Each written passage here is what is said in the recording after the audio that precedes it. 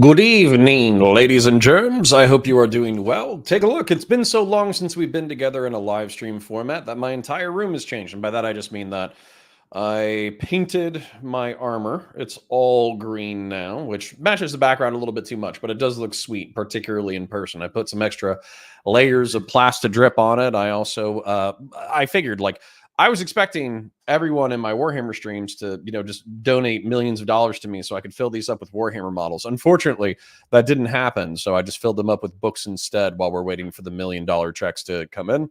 But it has been too long. So my apologies to the folks who have been kind of waiting for us to come back.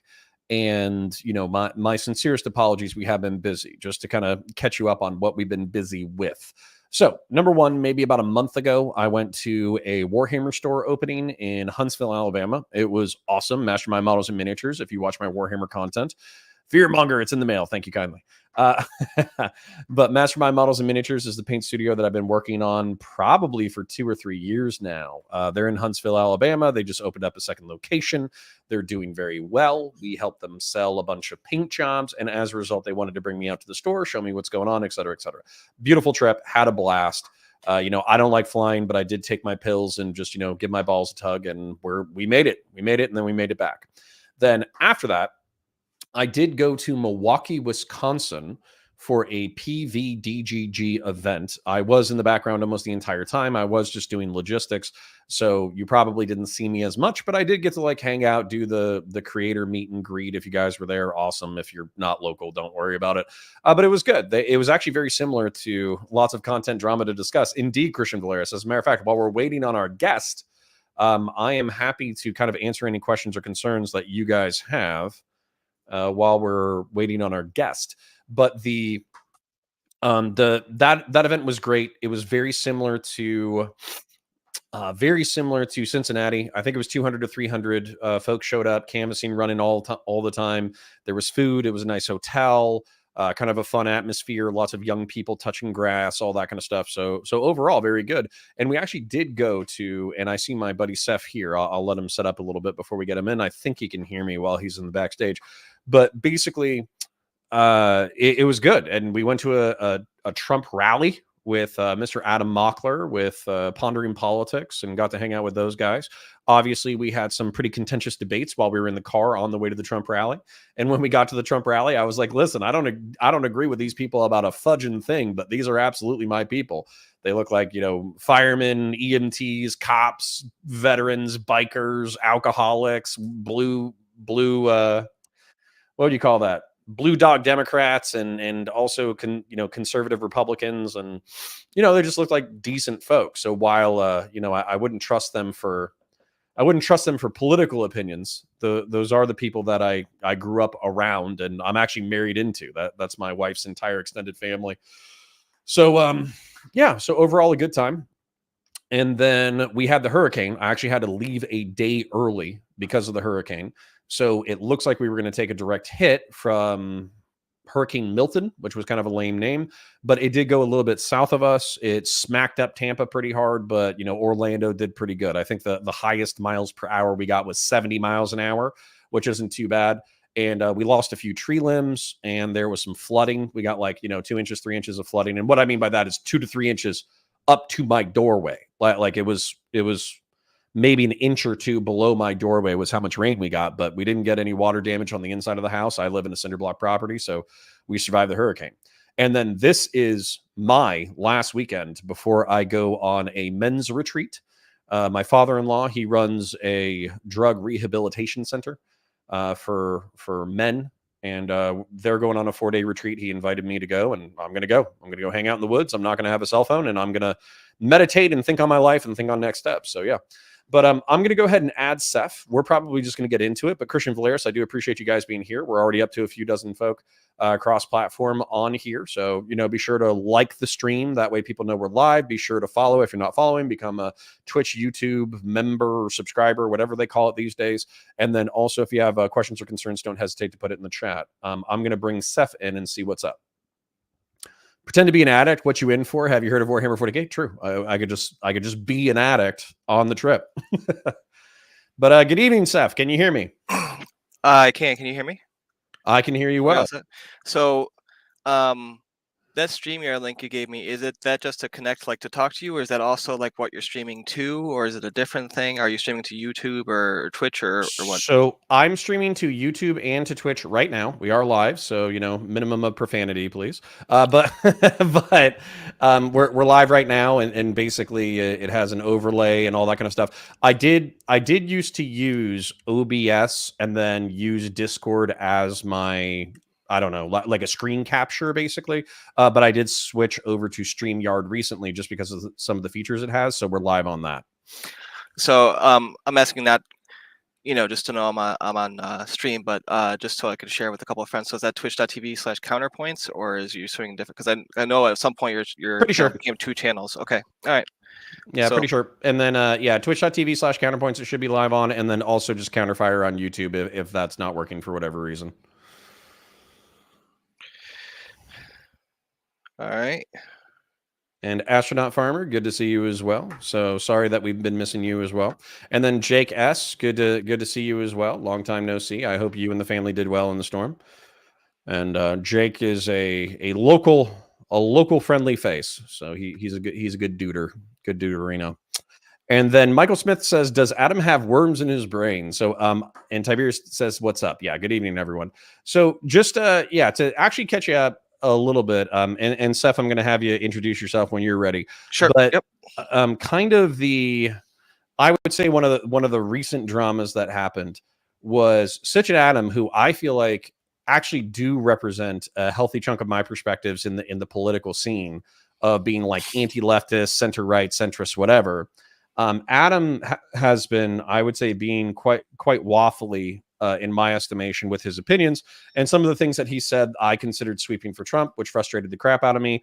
I yelled at him about it. He yelled at me for being a paid shill for the Democrat Party, and that was a big drama. So that was kind of one of the things that happened recently that is still playing out. But Seth, would you like to introduce yourself to the folks at home? Hi. So I'm just gonna go by Seth. I'm not like a streamer or anything, and under this name, I'm not really like out with my real name or anything. Um, there are some people in various discords that I'd rather just avoid having the ability to recreationally mess with me. So I am a family law assigned counsel attorney in New York. Um, I did 4 years of undergrad at Cornell, where I majored in philosophy.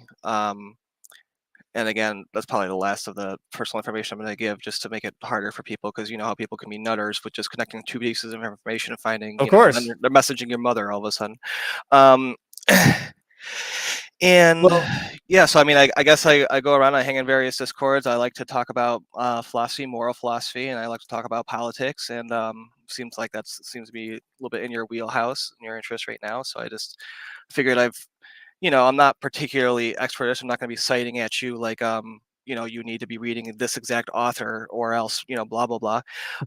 It's just, I've had these conversations many, many times and I've run down the dialogue chain many times. And, hopefully after well, we talk for a little while, you can just come away with like, some interesting things in your mind. So that's all. no, that's good, and that's actually, I think that's at the core of the issue. I'm going to try to associate what we talk about with the drama as well, just because I think that people come in for the drama, and then you have to feed them, moral philosophy and history and all that kind of stuff in order to make it interesting. But I want to say hi to Jonah Boy. Jonah Boy, good to see you. Regular chatter in these parts. But yeah, so I guess I want to start with Adam or Sitch and Adam, but Hmm. I kind of want to get into the grounding of like moral philosophy. Reason being, I feel like I'm pretty grounded, but I have no formal education in morality or philosophy or ethics or anything like that. So if you could kind of root me a little bit, that would be great. But the way that I see it is that there are ideologies, and particularly in the Twitch and YouTube political sphere, people are imperfect avatars of their ideology. So when they say that I'm a liberal, what they're saying is that they care about individual rights. When they say that they're a Republican, they don't mean this anymore, but I think that they used to mean like, I care more about rule of law and the Constitution and republicanism as a philosophy. when it comes to I don't know, like fascists or whatever, they're saying like there's a whole esoteric philosophy that kind of roots the way that I get into the world. So then, and most people think that they're good. They think they're trying to achieve good in the world. And morality, as far as I understand it, is just the analysis of what is good and what is bad. So where am I off? So I mean, I don't think you're too far off.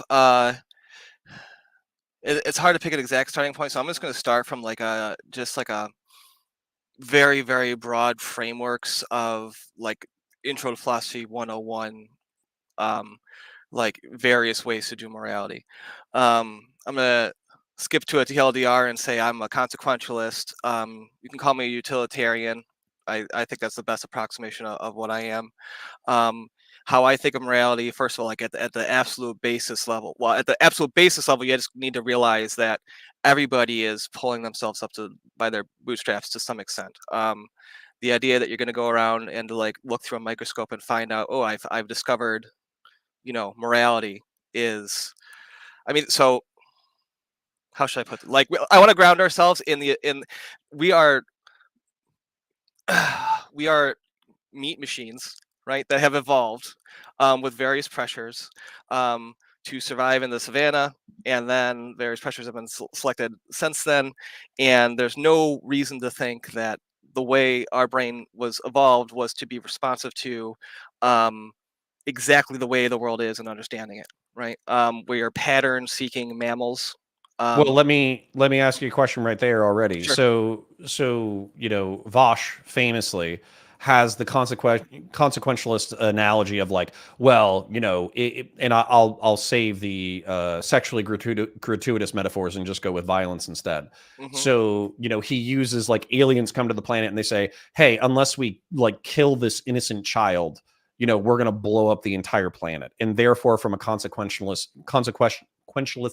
perspective, it would be morally correct to kill the one child rather than blow up the entire planet and lose 7 billion souls. So my kind of question there is like, from a consequentialist lens, while I could understand that that might be the correct thing to do because you're talking about ending one experience versus 7 billion experiences, is there anything in your codification of like morality that says like, well, that's still bad, it's just the least bad option that we can choose from? Sure. I mean, let me just start by distinguishing consequentialism of other different ways for morality to be. So one would be deontology, right? That's the first like Mm. philosophy 101 one, and that's basically rules based. You have principles that you do not violate. There's a lot of different forms of that. Kantianism is a famous one. Um, it has actually in it, he it sounds like two rules. He asserts that they're one rule. They sound like two rules, but the more famous one is always treat people as an end in themselves, never as a means only, right? That's just a Okay. rule you follow. That results in situations like there's the SS officer at the door and you have, Jews in your attic, but you have a rule that you're not allowed to lie. You cannot lie. And so when they ask you, you have to tell the truth. That's kind of, the flipping the consequentialist example you just gave me on the head, right? Mhm. Um, thirdly, so I mean, and this is the three big ones I think about. There's consequentialism, there's deontology, and then there's virtue ethics, um, which is basically you pick something that you're kind of idealizing and embodying in your behavior, and so long as you're doing that, you're being good, even if it doesn't always result in the best consequences, even if it doesn't result in a particular set of rules all the Well, time, and right? for virtue ethicists, so I think I've heard people talk about like rule utilitarianism, kind of almost like a centrist framework. Hmm.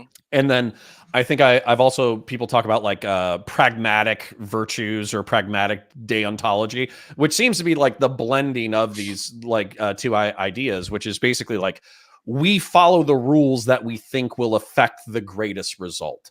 And so, for instance, like Jordan Peterson, he has 12 rules for life or whatever, Hmm. and it's like I forget the exact rule about lying, but it's something like don't lie, or at least don't lie by commission or something like that. I forget what the rule is, but basically like the reason why you don't lie isn't because of a virtue ethicist or deontological position that it's just never okay to lie.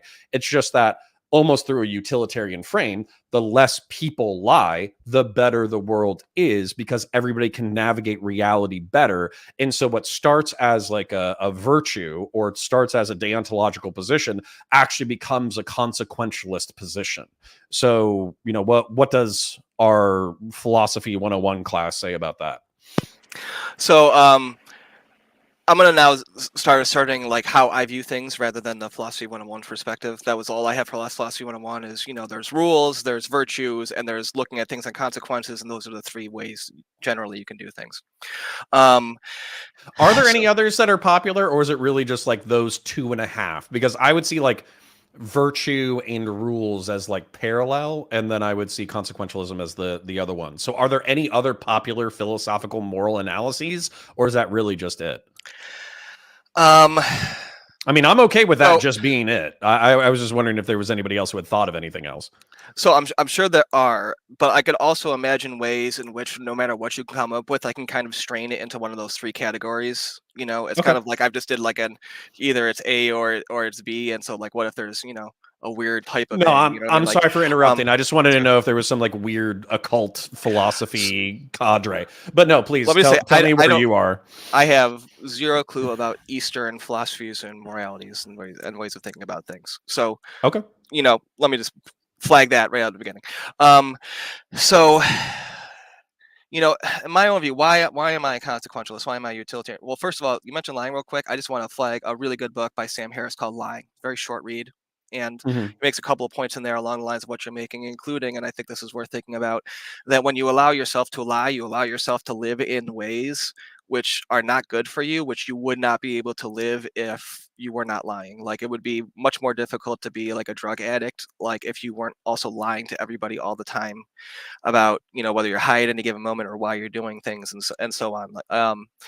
But anyways, Lying by Sam Harris, really great book. So I think the initial thrust of your question was about like you rule utilitarianism, and there's ways where it seems like these things kind of blend into each other.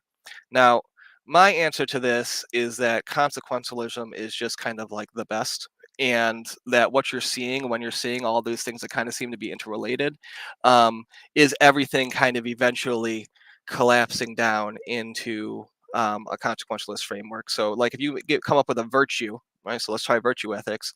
Like Aristotle's is moderation, right? Now, how the hell do you know what's in moderation, right? What, like, how do you know that except for picking behaviors which are avoidance of extremes of negative and positive, which is just consequentialism, right? Like, um,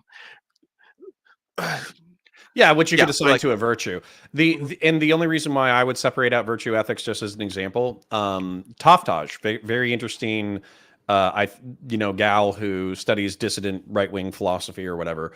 I think that she talked about briefly virtue ethics worshiping like beauty and aesthetics. mhm. And so you could like pick a virtue that isn't like traditional, like Christian moderate virtue, and you could worship that, like strength. And as a matter of fact, I don't know if you're into Warhammer 40K at all, but Warhammer 40K, they effectively worship pagan gods that are virtues, like Khorne is the god of blood and strength and war. Slanesh is the god of excess and sex and drugs. Nurgle is the god of rot and decay. And so they basically take this aspect of reality, but then they make it extreme, but they worship it at all costs to the detriment of all else. And so that's what I'm just saying that for the chat. Basically, if they were wondering how a virtue ethicist would be different than a consequentialist or whatever, that is how I would view, like, almost like a negative virtue ethicist would be like a Khorne worshiper who thinks that strength and blood and violence is the only principle or virtue that matters. um, Sure, and that you like follow that principle or you live that way of life kind of regardless of the effects it has on people around you. Um, Hmm. my friend did start, within the past several months, start getting me into 40K. I played Space Marine 2. I've been listening to a lot of YouTube Nice. videos, so I am with you on that, right? Um, so lastly, just to finish out a part of a conversation that kind of like we left unaddressed, like deontology, I think collapses into utilitarianism. And by the way, when I say by collapse, what I don't mean to claim is like all virtue ethicists really only care about consequences. That's not what I mean. But it's like, how do you tell like a pathological virtue ethicist from, one that's like, okay, that fine, whatever. Like that's a fine way of being. I think it's really like their relationship to the world around them, how their life affects themselves and others. But anyways, like the No, rule, like yeah. sorry, real quick, Mhm. just to give another example that I think is pertinent, is it was it was either one of the dialogues or it was a book summarizing like Plato and Aristotle, and there was a guy who, or excuse me, I think it was like Plato, and he was visiting a dying hedonist, right? So this is a guy who believed in maximizing pleasure and minimizing pain his entire life, and he actually didn't believe in the gods, but he was doing the proper sacrifices for what you're supposed to do to Zeus and all the gods before you die. And so, Plato or whatever was like, hey, like, why are you going to all these lengths to observe religious tradition that you don't even believe in? And the guy was like, well, I think that hedonism in general is about, maximizing pleasure, minimizing pain. And so I'm trying to not live with the anxiety of what if the gods, just are real and they take their wrath out on me. I would rather sacrifice now rather than deal with that pain later. And he also, this hedonist kind of pointed out that oftentimes hedonism, particularly in like he doesn't know about, thousands of years into the future, but he always saw like young hedonists as people who just wanted to maximize pleasure. So they want to fuck, they want to drink, they want to do this, they want to do that. But seasoned hedonists oftentimes are moderates because they realize that being temperate gives them the most amount of pleasure, where they can Hmm. enjoy things for longer. And so kind of like the virtue ethics, kind of like you said, the virtue ethics of worshiping pleasure almost does eventually relate itself back to a consequentialist frame. Um, and so then I think the next useful step is to look at all these things like through their common like defeaters. You know what I mean? So, Mhm.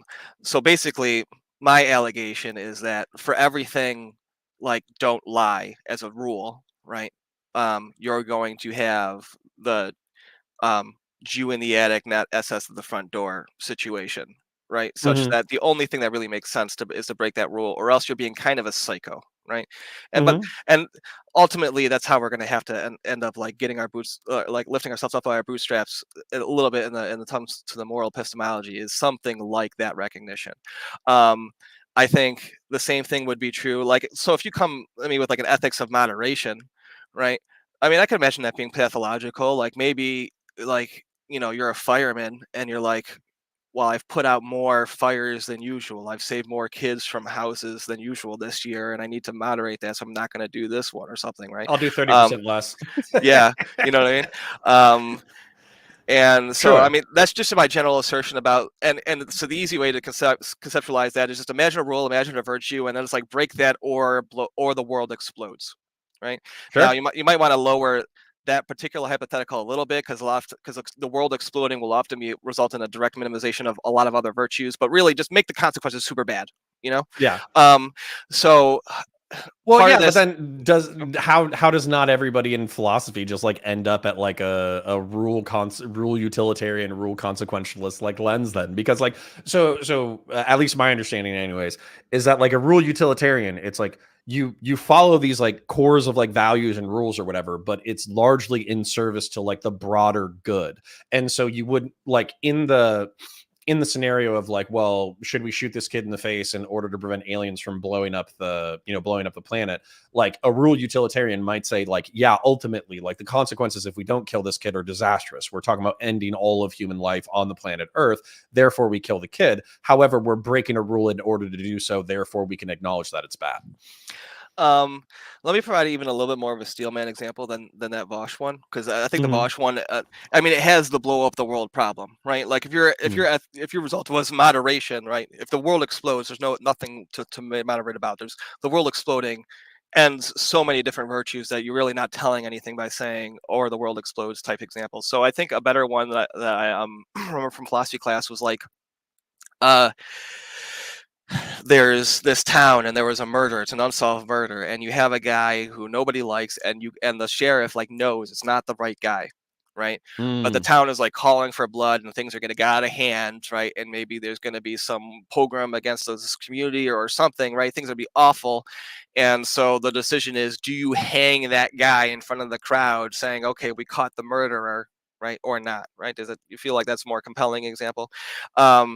And so actually, at this point, I just want to start introducing some concepts like one after the other, just so we have a little bit of a lexicon to discuss these things. So I'm just going to introduce either some words or just some ways I view of things, so that we can move forward a little bit. Sure. So one is hypothetical examples. Okay, so there's a thing with hypothetical examples as they interact with consequentialism, and it results often in accusations that, like, when I'm trying to actually deal with it how a consequentialist would, that I'm like fighting the hypothetical, right? um, so let's go even easier than the like the sheriff example. Just, the two generic ones are the trolley problem, um, or there's this one where there's a doctor who could kill a guy who's going to live, but get organs to save 5 other people should he do that, right? Hmm. So these are often presented as defeaters of consequentialism, because the idea is like, even look, it looks like the consequences would be maximized, but doing this thing is so wrong that isn't consequentialism just missing something here, right? That's generally the thrust of Do you those know? things. Yeah. Actually, if you don't mind, I'd like to share a personal example. Of course. So I had there was a baby alligator. Okay, Hmm. it's like midnight, and there's a baby alligator. He's probably like 3 feet long, and he's about to wander into traffic. And so we get a call. I worked in law enforcement at the time. We get a call that he's about to walk into traffic, and so it's like, okay, well, we need to stop this alligator and get him out of traffic's way so he doesn't get hit and so he doesn't cause an accident, whatever. And so I actually pin the alligator, which I wasn't trained to do. I grab his mouth shut and I take him to the local lake and I release him. And there was actually like a battle in my mind while I'm doing this, because on one hand, I'm thinking to myself, like, okay, I'm saving a young life, I'm preserving the Hmm. life of the baby alligator. But on the other hand, I am releasing him into the wild and he is a carnivorous ambush predator. And so if he survives, then I'm effectively dooming dozens, hundreds, or potentially thousands of other living creatures by allowing him to live. And so ultimately, like, I didn't have time to think about it too much. So I just released them back into the lake. But I was thinking to myself, it's like, did I just doom dozens of other creatures by releasing this, like, apex ambush? Well, maybe not apex, but this like feral ambush carnivorous predator back into the wild. And I don't know the answer to that. Like am I just putting nature back into its course by re-releasing him, or do I bear some level of culpability for not killing him? And I don't know the answer to that question, to be honest. I don't know what the right answer was. I definitely want to have the conversation loop around to conversations like involving veganism, because that's going to involve like some very on point things there. I want to just casually note that you have the manliest anecdotes ever, to just randomly pull I out. was, I was sitting in the back of a cop car with a 3-foot alligator with its mouth closed in my hands, and I was like, my arm is cramping, and this is the most Florida I have ever been. Um, so I mean, so to actually take your answer seriously, one is, um, it's probably. I mean, this is not a wildly unrealistic example. This is an actual moral conundrum, because any single time anybody's ever saved a cat, Mhm. right, it's been the You're same dooming thing. birds. Yeah. Um, oh, they kill so many birds, bro. It's a thing. I always used to I made fun of my boss because he was a bird watcher, but also An he avid cat lover. but yes, right? And I'm like, it's so weird that you love birds and also the number one predator of birds.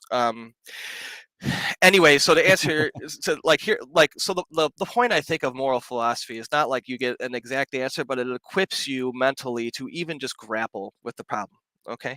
um and so, in terms of like the direct points of your example there, I mean, so when you have no predator species, um the mechanism for population control shifts from predation to starvation. um Mhm. and often the swings that are enabled in that are so wild as to cause compounding other suffering all the way out through the ecosystem, such that introducing wolves into areas where wolves were killed before to manage deer populations has had amazing results. So I think that generally So I puts you did in. the right thing. All Yes. right. Hmm. Jake, my buddy who's local too, he said you did the right thing as well. And you know what? I'm gonna go ahead and take it. I'm gonna take the W. I mean, especially if it takes out a couple of cats. Right. So, um. well, hold So. on, real quick, Yep. because I do want to I want to respect philosophy as in morality as like a tradition, and I want to make sure that you get out like everything that you want to talk to me about. But I also do want to relate it to drama because I do feel like I'm Of tricking course. a few people Mhm. just because we're obviously talking about moral philosophy, but what people like. Let's just be real. If you put it in a thumbnail that you're going to be talking smack about somebody, you're going to get 300% the views, right? And Mhm. so I think there are interesting things about the way that Adam is coming to his conclusions versus the way that I'm coming to my conclusions that does involve moral philosophy. So I do want to hit all of the academic parts, but then I do want to relate it to, I don't Sure. know, dramatic practical application. Um, Happy to go there with you, and I did follow the Adam and Sitch stuff. I saw the original conversation and your response video and everything, so I'm equipped to go there. Um, so just briefly, I'll try to finish out where we were, just so we can move in whatever direction you want after that, Hmm. as fast as I can. Um, so, like, again, the criticisms of consequentialism, as you know, in the mainstream, always going to be something along the lines of, you have a doctor who could kill a patient to kill 5 other people. Okay. Hmm. And then you ask, well, how do you deal with those hypotheticals? And I think there's 2 ways to actually deal with them. Um, and you're going to get accused of like fighting the hypothetical in either one. But I mean, so just there's um, so for example, one of them is the trolley problem. There's going to be a trolley is going to hit 5 people, but you can push a fat guy in front of the trolley to stop it. Okay. Hmm. Now, here's 2 ways I can think of it. One is, imagine what would happen in reality with all of the attendant consequences of that, right? And the other one is kind of like this white void imagination where like I'm literally just taking everything at face value and setting all things being equal. Um, and the problem with consequentialism, well, not the problem with it, but just what makes everything so everybody so frustrated when they're engaging with it, is that the response actually changes. So if you know that pushing the fat guy in front of the trolley is actually going to stop things, right? Like, which Hmm. in reality you would never would know. It would just, you can't stop a trolley with a fat guy. But like, even, let's actually move up to one real to the example of the doctor, right? If we had a medical system where every once in a while people were disappearing, right, and suddenly unsourced organs were showing up in that same hospital, right, and either it was not investigated or everybody said it was okay with it, or even if it was overt in the open, right, um This people isn't would just not even people would just this not go isn't to the even that doctor. extreme. Yeah, this Yeah. isn't that extreme of a hypothetical. So China, as an example, has long stand accused. I don't know how to phrase it properly, but anyways, they stand accused for the past decade or so of effectively having a really quick turnaround for organs. And then there's also like a whole problem where they think that they're sourcing them from their prison population. And this isn't just me making it up. Like you can go check the No, news I'm articles. I was aware of that. Yeah. And this is also talking about Western versus Eastern philosophy. It's a moral horror to at least from a Western perspective to extinguish an individual life in order to serve like the quote unquote greater good by distributing like all these organs, right? Hmm. But the in China, I kind of joke about Raya and the Last Dragon being like a Chinese propaganda piece for kids because it's all about harmony and it's all about like restoring harmony between like multiple tribes or whatever. And apparently that is like a huge touchstone of Chinese culture is like if you are not a harmonious part of the whole, then you should be excised. And Hmm. that is the kind of like moral justification that I'm assuming Chinese bureaucrats are giving themselves in order to extinguish individual lives in order to distribute the organs. Yeah, I mean, so I mean, I think you'll find this to be the case. Almost everything that China does that's like a wild violation of individual liberties also tends to explode in their faces horrifically, right? Like the one child policy, for example. You know what I mean?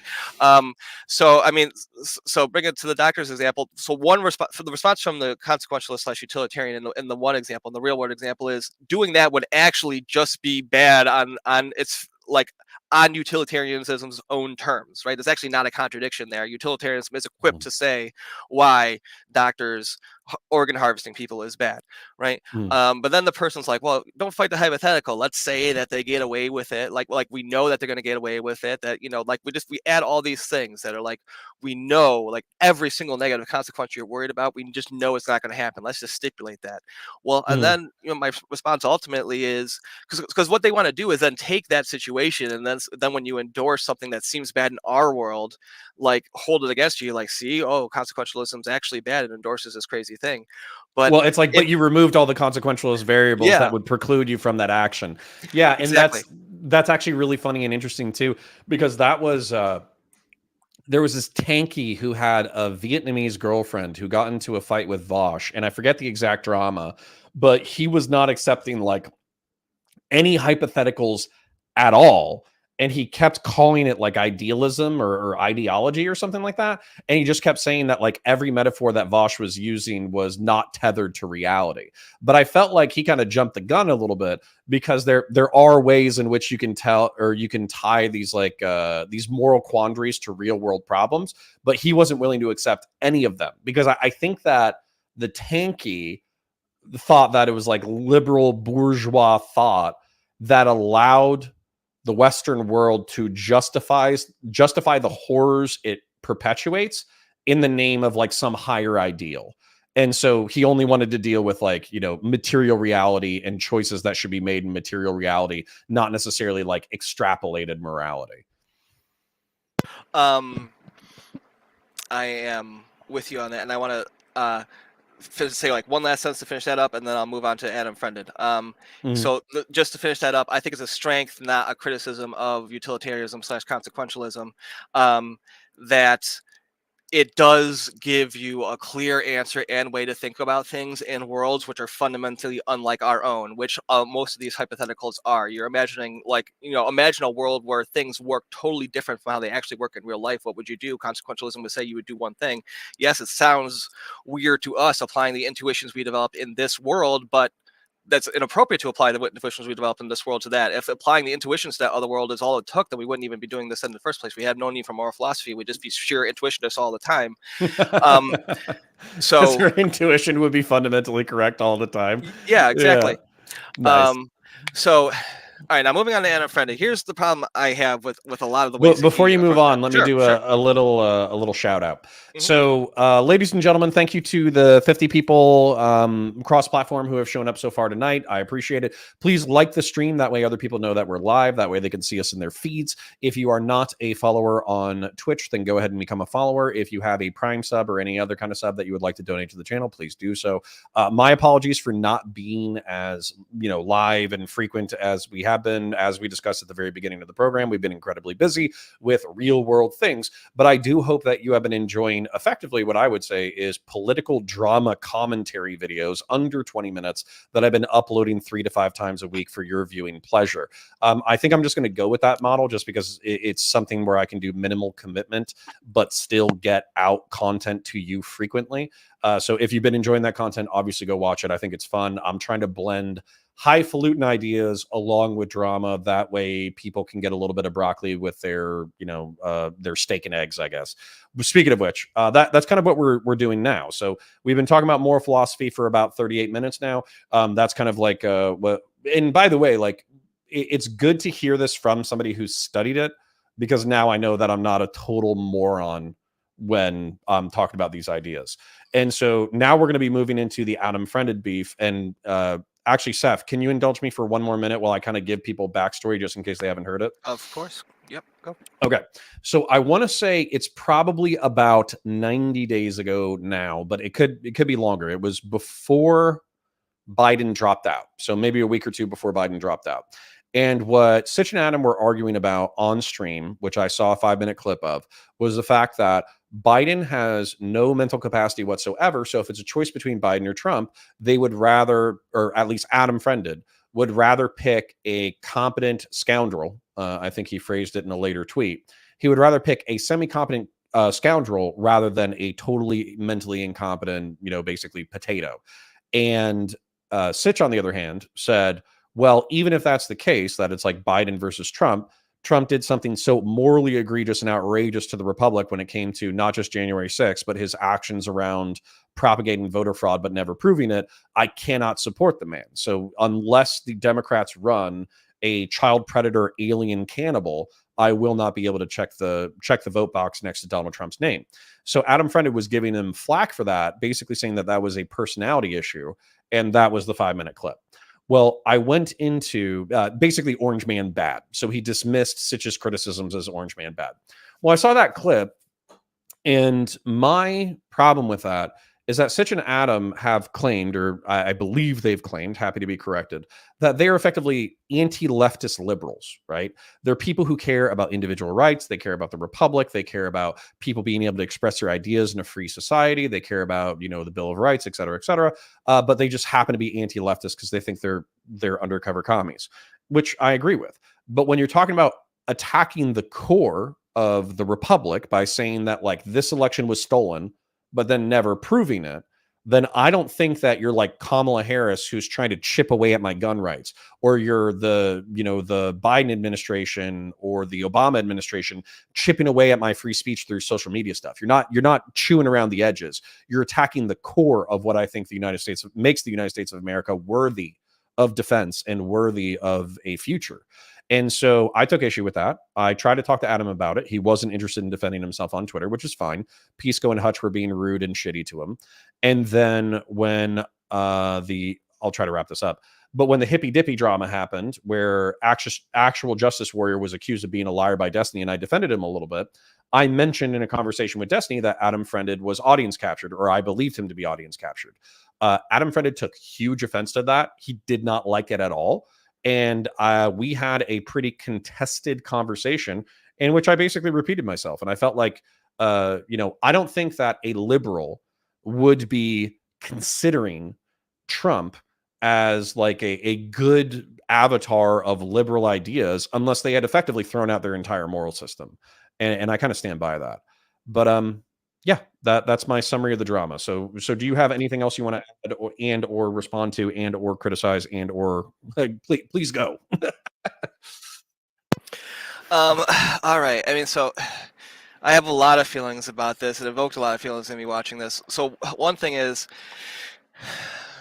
the way I view myself politically is as a liberal. And what's very frustrating to me is so many of my friends who are like, if they, how should I put it? I'm very wary of some very real horseshoe theory stuff happening. A lot of my friends who are leftists, and a lot of I'm in an organization which has a very strong that I work for, has a very strong like leftist contingent. They have like a purity ethic, and literally like the instant you disagree with them like on anything, like you're in this box. Like they just put you in a You're out of the box. club. Yeah, you're in this box of awful person. The only basis possible for disagreement is personal like character faults such that you're not even worth reaching. You know what I mean? This, by the way, I mean, this is something we can talk if you have time later, is why I think Gamergate was the far left and the far right coming together to create an alt-right pipeline. Because, it was one side being welcoming, but was another side chasing away and being with zero empathy or understanding towards the other position, right? The only way you could disagree with me is if you're just awful, and it's not a point even talking to you in the first place. So to be a liberal who hates that is, I very strongly sympathize with that position and that general way of being, and it's like the after MAGA people, like the number 2 strongest supporters of Trump winning on the internet is internet leftists, right? Yeah, but is that because they're acceleration? I mean, but what that I'm wary of is there's this pattern over and over again of content creators who characterize themselves as liberals, and then when they speak, it is identical to is as if a conservative is speaking, like 99% of the time, right? And it becomes very clear that even if they started like in a genuine like liberal, like what wanted to talk to conservatives like nice way, that what they end up doing is they fall into a very easy brand of, conservatives can listen to I'm a me to hear liberal, but to hear things that conservatives agree with from somebody who's identifying themselves as a liberal, so that they can feel But good about the that, right? And sorry, real quick, but this mhm. is where I feel like we're having a linguistic issue. Like when I tweet something, and I feel like I can root almost all of my positions pretty far back into philosophy, and I'm a huge history nerd, but when I say republicanism, what I mean is like the rule of law and constitutionalism and the concept of having like a written body of coherent like laws and culture that unify a people so that all may be subject to it and basically form a national identity around it. And the reason why I think that is because I think the Romans were incredibly proud of the Roman Republic. I think the monarchs of the medieval period oftentimes incorporated over time. Like we look at England as kind of like an enlightened monarchy. But the reason why they were an enlightened monarchy is because they started instituting republican ideals into their framework. And as a result, they're one of the few monarchies that actually survived into the modern era. And then when you look at the United States, it's just pure Republican, like it's Republican heroin, basically.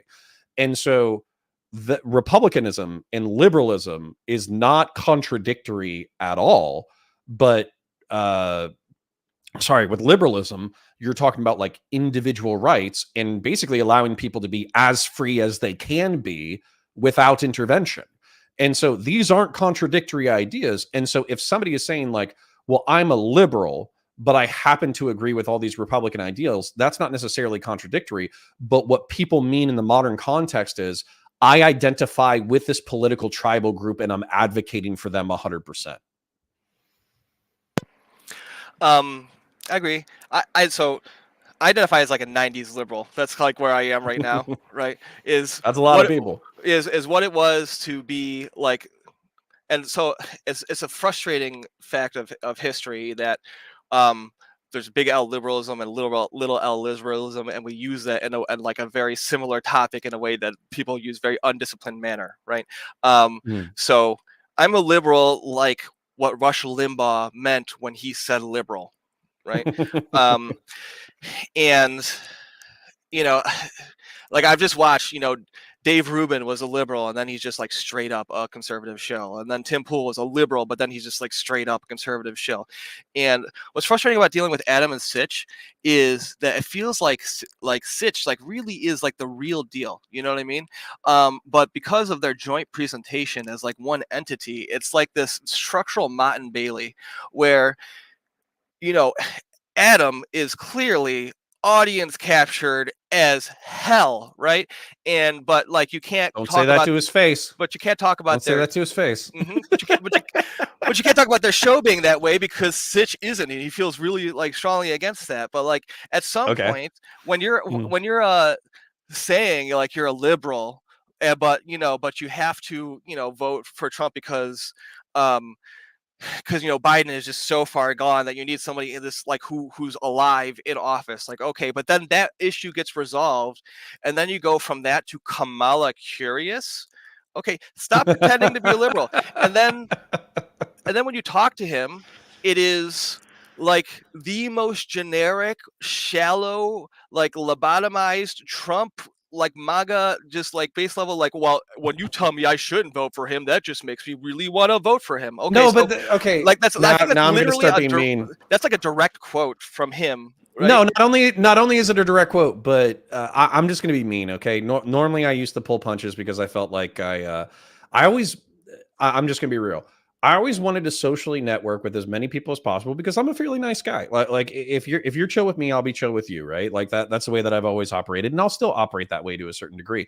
But that also led to me like pulling punches with people where I would just not be fucking mean, and I'm just gonna be a little fucking mean. I think Adam is too fucking stupid to have that conversation, and I'm not kidding. Like in I'll give I you an don't think you're wrong. example. I'll give you an example. By the way, I watched the most recent call out of Sitch and Adam called out Pondering Politics and Pisco for attacking Anna Kasparian for doing her independent whatever thing, right? Why I'm leaving the left, or I'm no longer a lefty or whatever, which isn't really what it is. She's just saying that she's independent. But anyways, Yeah. so they're attacking them, and I think rightfully so. I think Pisco was borderline being histrionic in his objections to Anna Kasparian. However, what happened was halfway through, they have a conversation about tariffs. And, and Adam is like, well, this was like the most in-depth and interesting conversation that I've heard about tariffs in a really long time. And it was Trump and a news guy, and they were talking about how they were negotiating deals and all that kind of stuff.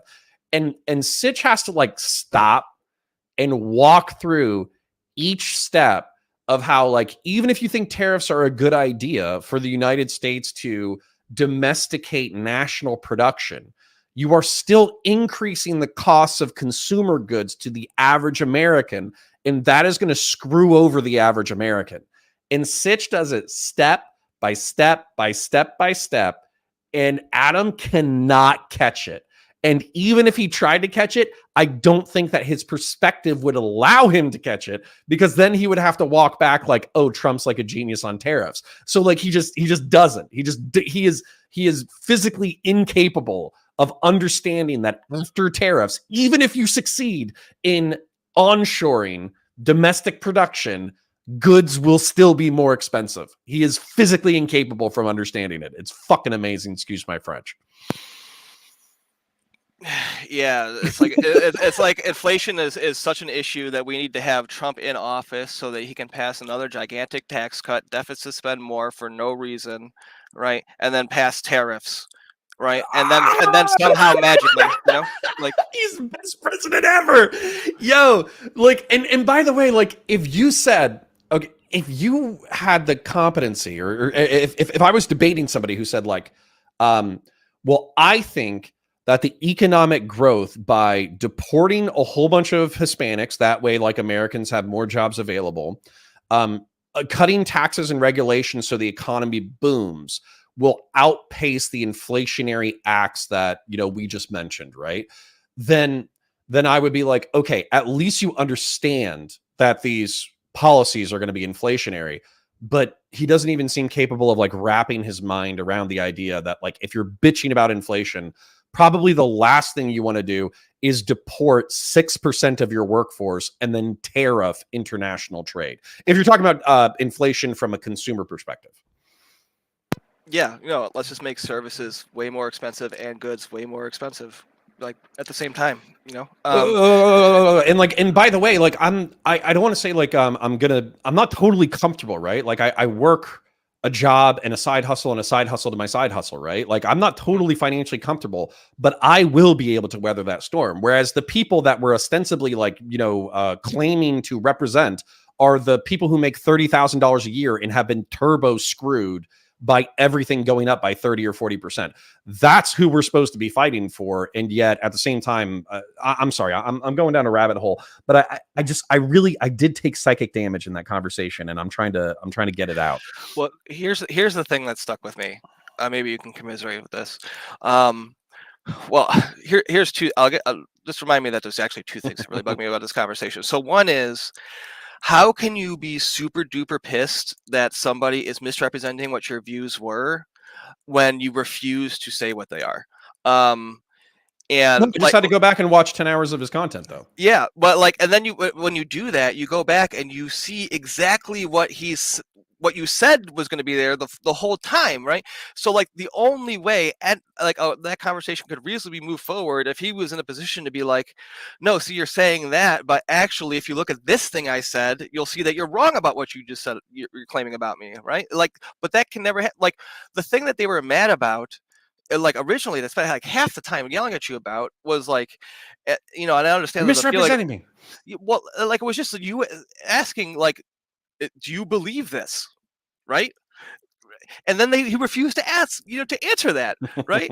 And That then was easily meantime, 45 minutes of the yeah, conversation. there's these gigantic long clips that come out he sounds exactly like the dumbest MAGA chud you've ever heard, who's next to his liberal friend, who's like, trust me, he's not that bad all the time, right? That's what I Sitch don't has to do. care. Dude, Sitch has to care. alternate between educating him on like the very basis of facts versus like getting offended at everybody else who dares to like call them conservative because he's sitting next to like a dude who is like just I don't straight care. up Just own it. shallowly conservative. Yeah. Just own it. And by the way, I don't even give a shit about the label.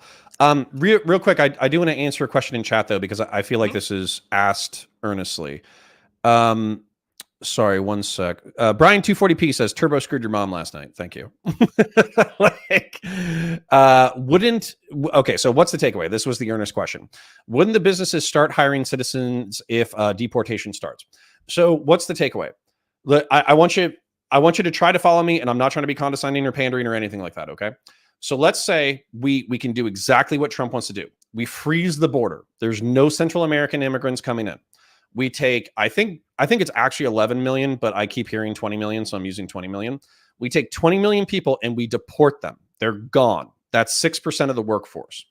Most of these people work in two trades. They work in construction and they work in agriculture, okay? Agriculture is going to affect groceries, and then construction is going to affect construction, obviously, right? Right now, those people are being paid under the table, and they're being paid $5-7 an hour, right? Something that's under federal minimum wage, but it's enough where they can have 2 or 3 roommates, they can afford the apartment, and then they can send half of their paycheck home to Central America, where that money goes a lot further. And so the reason why migrants, Central American migrants, are willing to take the risks that are involved with working in the United States of America is because they can send the equivalent of like a year's pay in a few months home because of the difference in the dollar in economics between these countries. So that's why it's worth the risk. So let's just say that there are literally millions of Americans standing by to work in agriculture and construction, which, by the way, I don't think is true. Then what you would have to do is at minimum pay them federal minimum wage. So you're talking about increasing the labor cost by 30 or 40%. And then let's say that there's not enough Americans who are willing to do these jobs. So you have to increase the wages in order to get people in to do the jobs. Then you're talking about an even greater increase in the wage. And so as a result, the cost of goods sold at the end of that logistical pipeline increases substantively. So you're talking about construction going up a shitload in price, excuse my French, and you're talking about produce going a shitload up in price, excuse my French. And so produce and groceries in particular are where I think Americans would be hit the hardest if we actually succeeded in deporting 20 million people. So then, yeah. Sorry, do you have anything to add to my rant? But I wanted to answer his question earnestly. So I think that was great. I think it's worth pointing out that unemployment is quite low already. It's like you hit the nail on the head with like so people it's often characterized as these are jobs that like Americans aren't willing to do, and that's not true. It's jobs that Americans aren't willing to do for that price, right? I'll go pick lettuce for $100 an hour. Right? Yeah, or $50 an hour.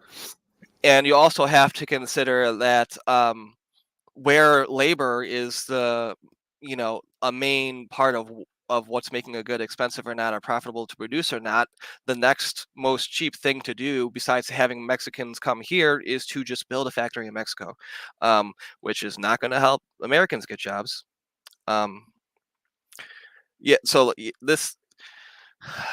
Unfortunately, most of the immigration policy that I hear is just strictly contrary to the stated economic ends that the people who want the immigration policy also say that they want as a result of economic policy. So, well, and here shot is here, and I think he's more supportive of these measures. What I would say though is that JD Vance actually, hold on, of what is matching bid ask price, the answer is U.S. firms. Okay. So hold on. Fractal Gibbon 1585 says you don't even have to go into X person does jobs Y domestic person doesn't. It's a simple matter of what is matching the bid ask price. The answer is U.S. firms. Interesting. Earshot says it's not about the money, it's about the message. Yeah, quoting the Joker while talking about U.S. economics. Awesome.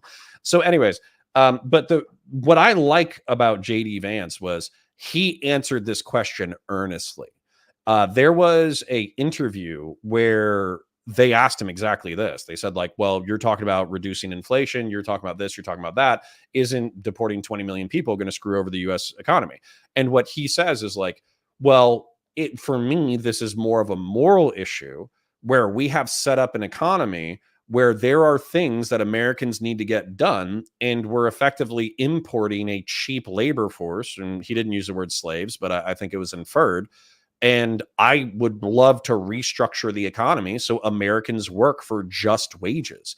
And so he is leaning into the fact that, yeah, there's probably going to be inflation. Yeah, the deportation is probably going to suck. Yeah, like this is this is going to screw us over economically. However, to him, the moral argument that like America should be for Americans and all that kind of crap, like he's ready to take on the economic consequences. And I just don't think a lot of Americans are.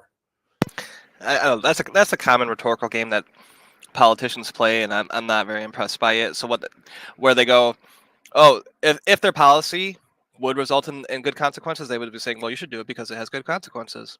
And then when the policy is shown to not have good consequences, well, you should do it because it's morally virtuous, despite the fact that it's not going to have good consequences, right? Which is an acceptable answer. I don't care. That's fine. Just stand on it. And that's, sorry for trying to tangent this back to Adam Friended, but I just want him to stand on it. And what was so frustrating for me is I took a snapshot because he was basically he tweeted something in the past like week or so, and funnily enough, he said that he's going to go over it on chat, and I have, or excuse me, on the show, and I have no idea how that's going to go for him. But he basically said, "Oh well, I would rather have a scoundrel than a retard." And he tweeted that, and I was like, "Oh, okay, so you're Trump. You're finally fucking owning it." So for the past like 6 months to a year that you've been saying no, Trump sucks, he did this, that's bad. And then in the past few months where you're, let's face it, I would say sweeping for Trump effectively. And then now you're at least owning it. So, all of that was I cuss so naturally. I'm trying to stop. So you're just owning the fact that you're leaning towards Trump because you think that Kamala is a moron and you think that you would rather have a scoundrel than a moron. Well, good for you for finally freaking owning it. And then he got into a tweet reply fight with me again, and he said that he's still not committing.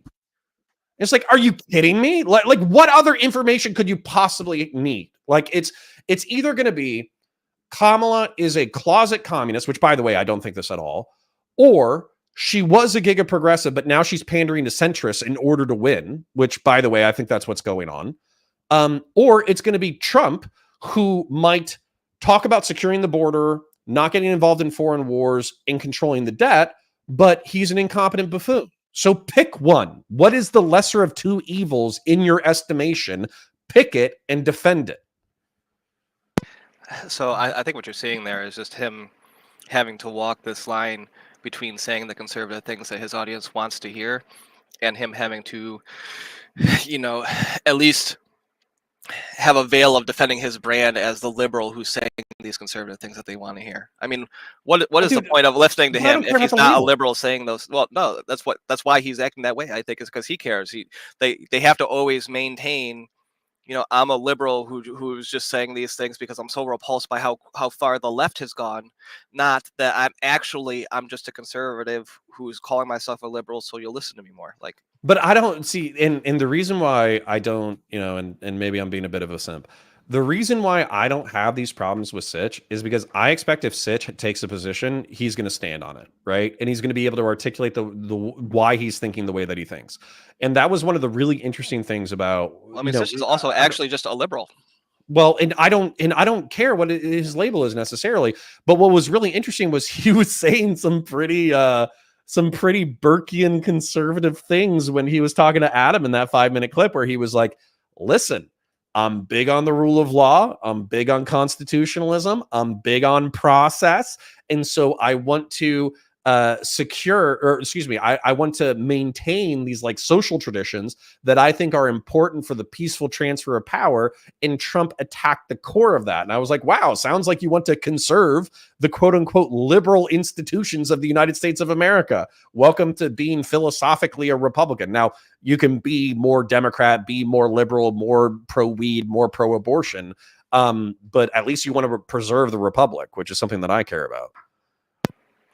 The second thing going on in that conversation that really annoys me is I hate when I think Sam Harris used this term when people like hermetically seal their ideologies, where basically they have an answer to all criticism that allows them to dismiss it just like by definition almost. Where, and you saw it play out in the course of this conversation with you.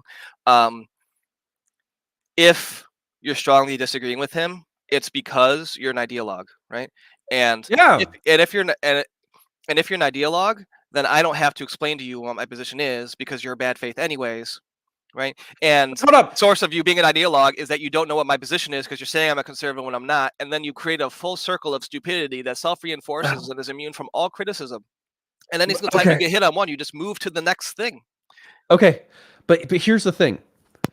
There are this is why this falls flat for me. And by the way, this is like keeping your mind so open that your brain eventually falls out, right? So there are ideologues that are correct, right? So like slave abolitionists, right? In the 1600s through present day, there are ideologues who are slave abolitionists.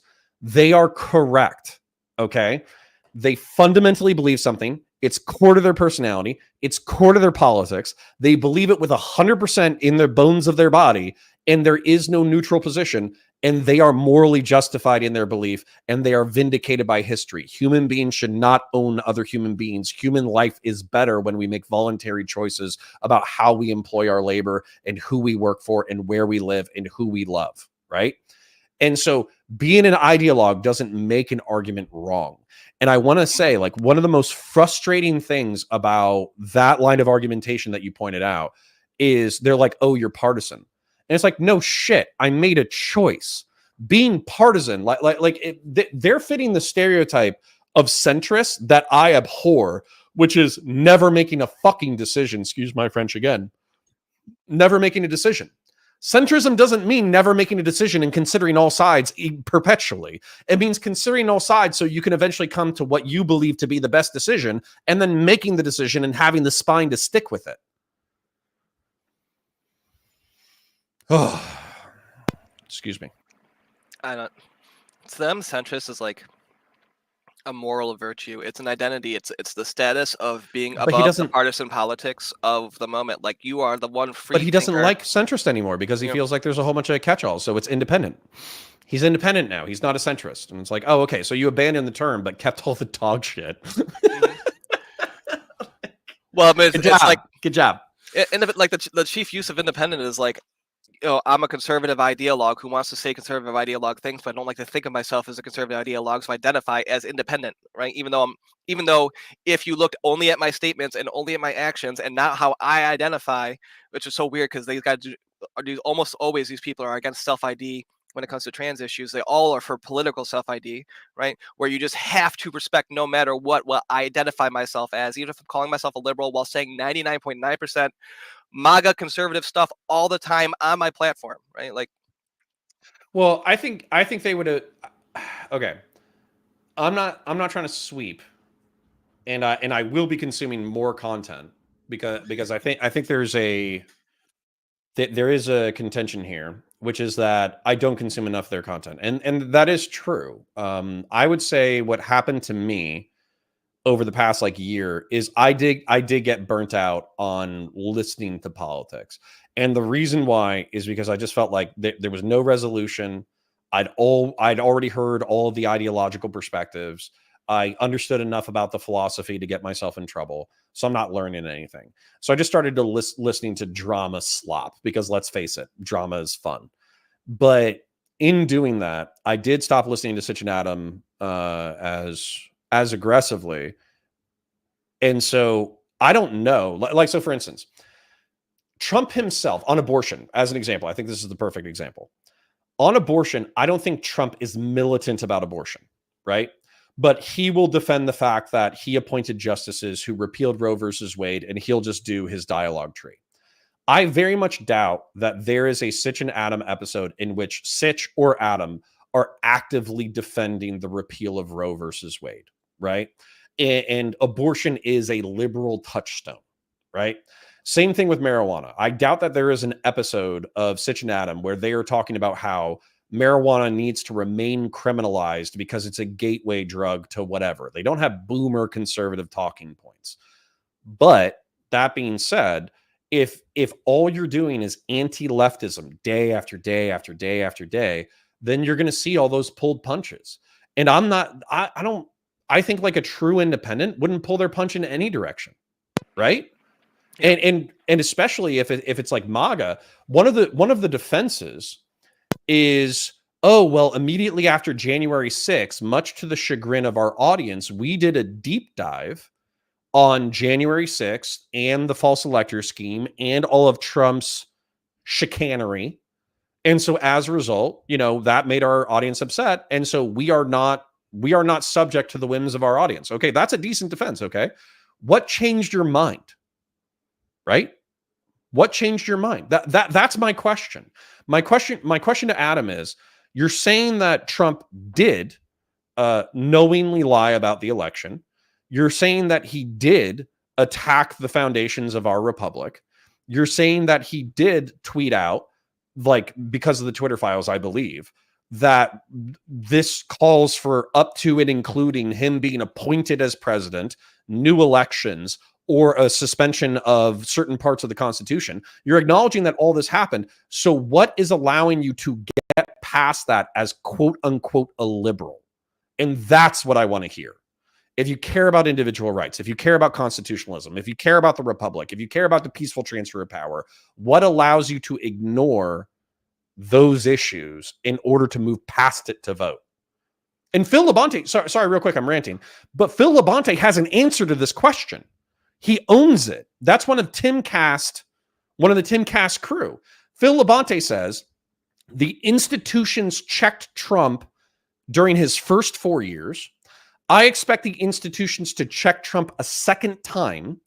And I think that the progressives and the left-wingers are more of a cultural threat at this time.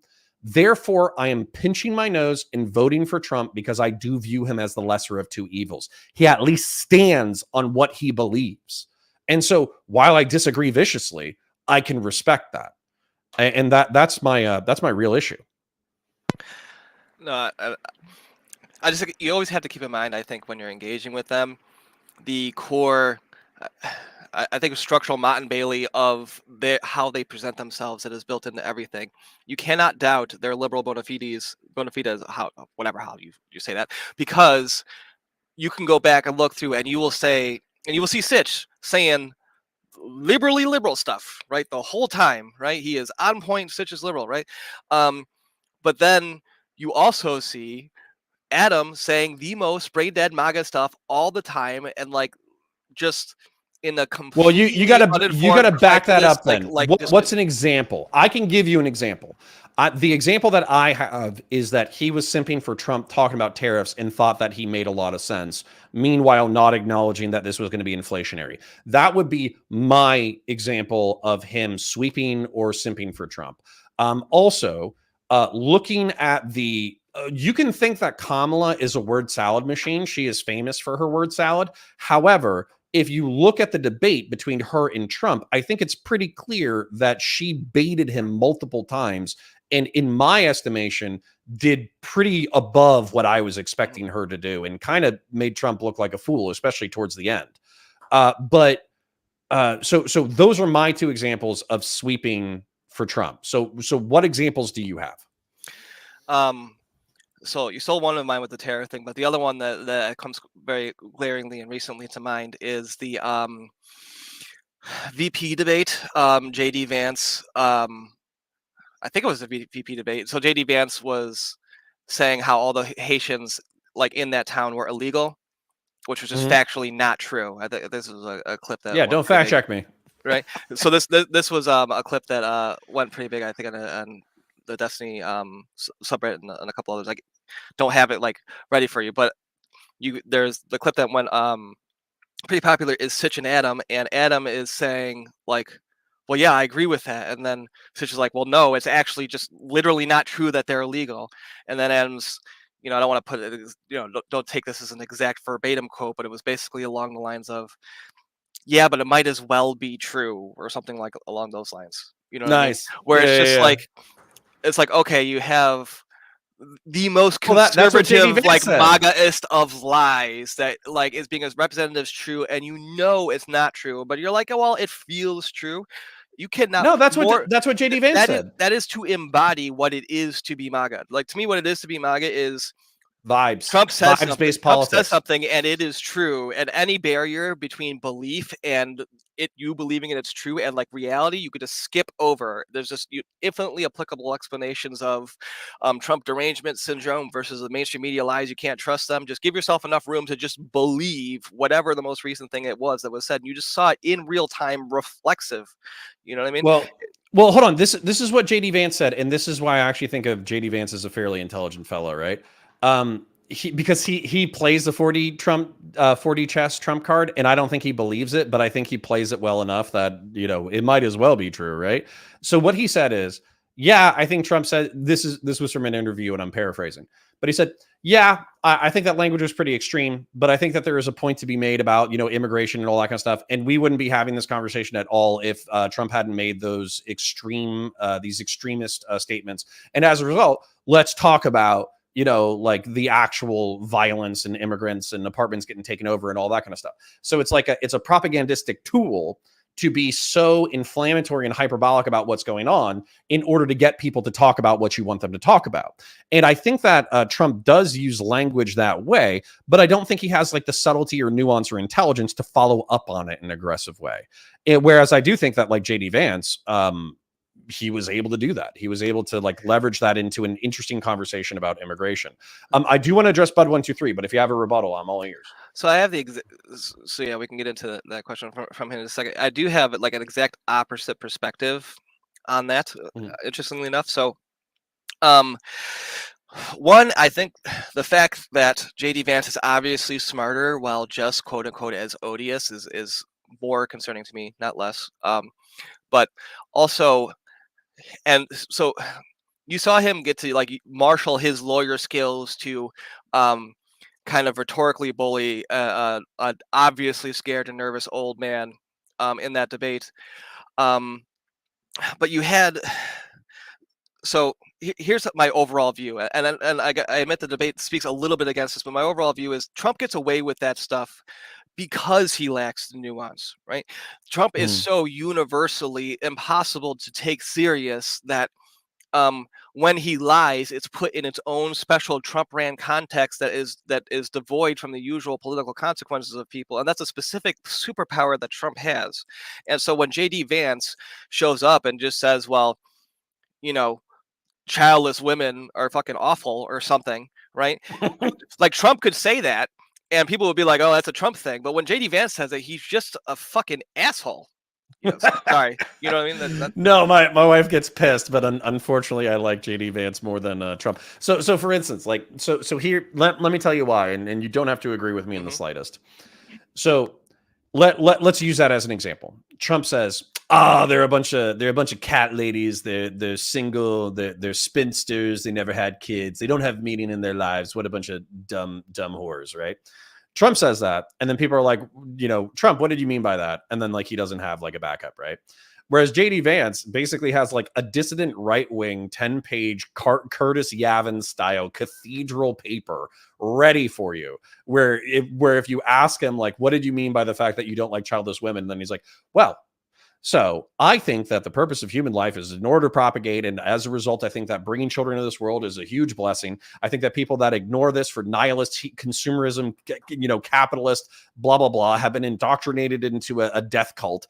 And as a result, I think that human beings should be, enabled to the maximum degree possible through culture and legislation to have children and have families, because I think this is the most important part of human life. And so he'll back like what you're saying, it's like an insane dickheaded statement. He'll back it philosophically and he'll own it, which is to me infinitely more appealing than a Trump incoherent shitpost. So I think I can get there with you. Like, he's bad at being Trump. He's good at being a lawyer for Trump, right? Yeah. So if it's like how you would handle like a client who's like awful half the time and maybe has some Just points that steel he man the says in fuck out of his him. strange things that you could steel man a couple of them, right? That's what you do. You gloss over every negative thing, and then you identify some 2 or 3 of the weakest points against you, and you put very, very strong arguments against that. But you just have to remember exactly what makes the election of Trump as president something utterly morally abhorrent also is equally morally abhorrent for J.D. Vance, who is advocating even more effectively for the exact same thing, right? Yeah. So, I can appreciate what's him funny is as like I can Trump's not appreciate extreme enough in some ways. like an effective evil antagonist, but it doesn't. I don't let that my appreciation of the ability color my disgust. Sure. So I want to address Bud 123, and then I do try to keep one-on-one conversations to 90 minutes. We do have about like 10 minutes left. Now, if we have momentum or something like that, we can talk about something a little bit, after the fact. But I want to make sure that we have enough time to address anything that's outstanding that you want to address. But Bud 123 asks: Is part of the global homocentrist ideology open borders and unregulated illegal immigrants, workers for less than minimum wage and terrible working conditions? No, it's not. And so to try to answer this question briefly, I want a secure border. I love secure borders. I think it's great. I think every single person who travels to the United States should be vetted before they come into the country. I think that's fantastic, and I think that it's a failure of our leadership class that we don't have a secure border. However, I think it's an economic reality that there are people who have been working in the United States for decades who do effectively subsidize our crops and our construction through migrant labor from other countries. And so if we're reliant on this migrant labor, then I wouldn't mind having temporary visas that are subject to criminal vetting. So for instance, you can be, you get a visa for 3 years for agricultural work, right? You come here and you work. And if you do well, you pay your sales taxes at your local place. You don't get into fights. You don't get drunk. You don't beat anybody up. You don't stab anybody. You don't murder anybody. You don't rape anybody. Then we'll extend your visa for another 3 years, and we'll keep doing that. And then eventually, if you're like a happy, healthy, productive citizen who, contributes to the society, then shit, maybe we could extend you citizenship eventually. I would prefer that over what we're doing right now, which is, like you said, having unregulated, unvetted, open border illegal immigrants. But no, I would so much prefer to have authorized workers. So yeah, I just don't think that Trump or Vance are capable of the level of policy nuance required to implement that program. And I don't think they have the political capital either. So I want to complain about Republicans for a second here. There's this systematic issue, and I mean, of course, this is true of politicians generally, but I think it's on this issue most relevant for the Republicans, where they just do not mean what they say, and what they say often is just not what they mean. So if the problem you have, first of all, our borders are not open. Second, to the extent that there's like an undocumented migrant issue, it could be addressed if the Republicans were in a position to actually. So let me put it this way: if they weren't also constantly trying to avoid legal immigration, if they didn't want it to be as low as possible all the time, such that they are sabotaging a huge amount of our infrastructure on the border, then a large portion of these issues would not exist in the first place, such that we're calling it open borders. The reason why there's asylees, who are people who are claiming asylum, who get to stay here forever, is because it takes so long to get to them. And why don't we have enough judges to deal with them? Because conservatives don't want to fund that, right? They want to treat these issues as send cops at it issues only, and just like how they say that they care about deficits, but they actually only care about deficits when Democrats are in power, and then when they themselves are in power, it's very evident that they do not care about deficits.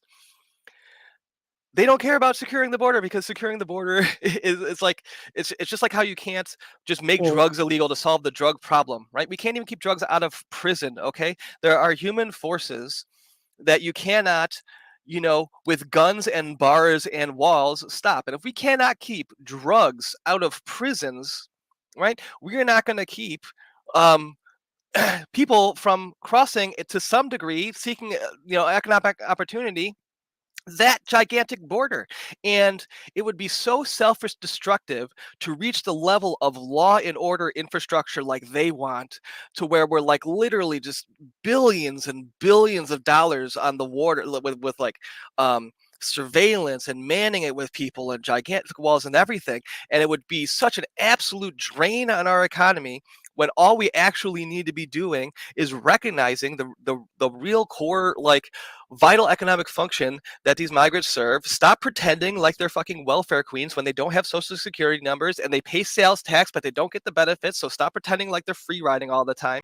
The only people who are undocumented migrants, well, actually they are documented, because that would have to be documented in order to get services from the government, are asylees who are waiting for an absolutely overcrushed court system that is deliberately designed to be ineffective by ideologues, so that then they can point at the problem and say, look, this is so awful, right? We need to do even more of the thing that made it that awful in the first place.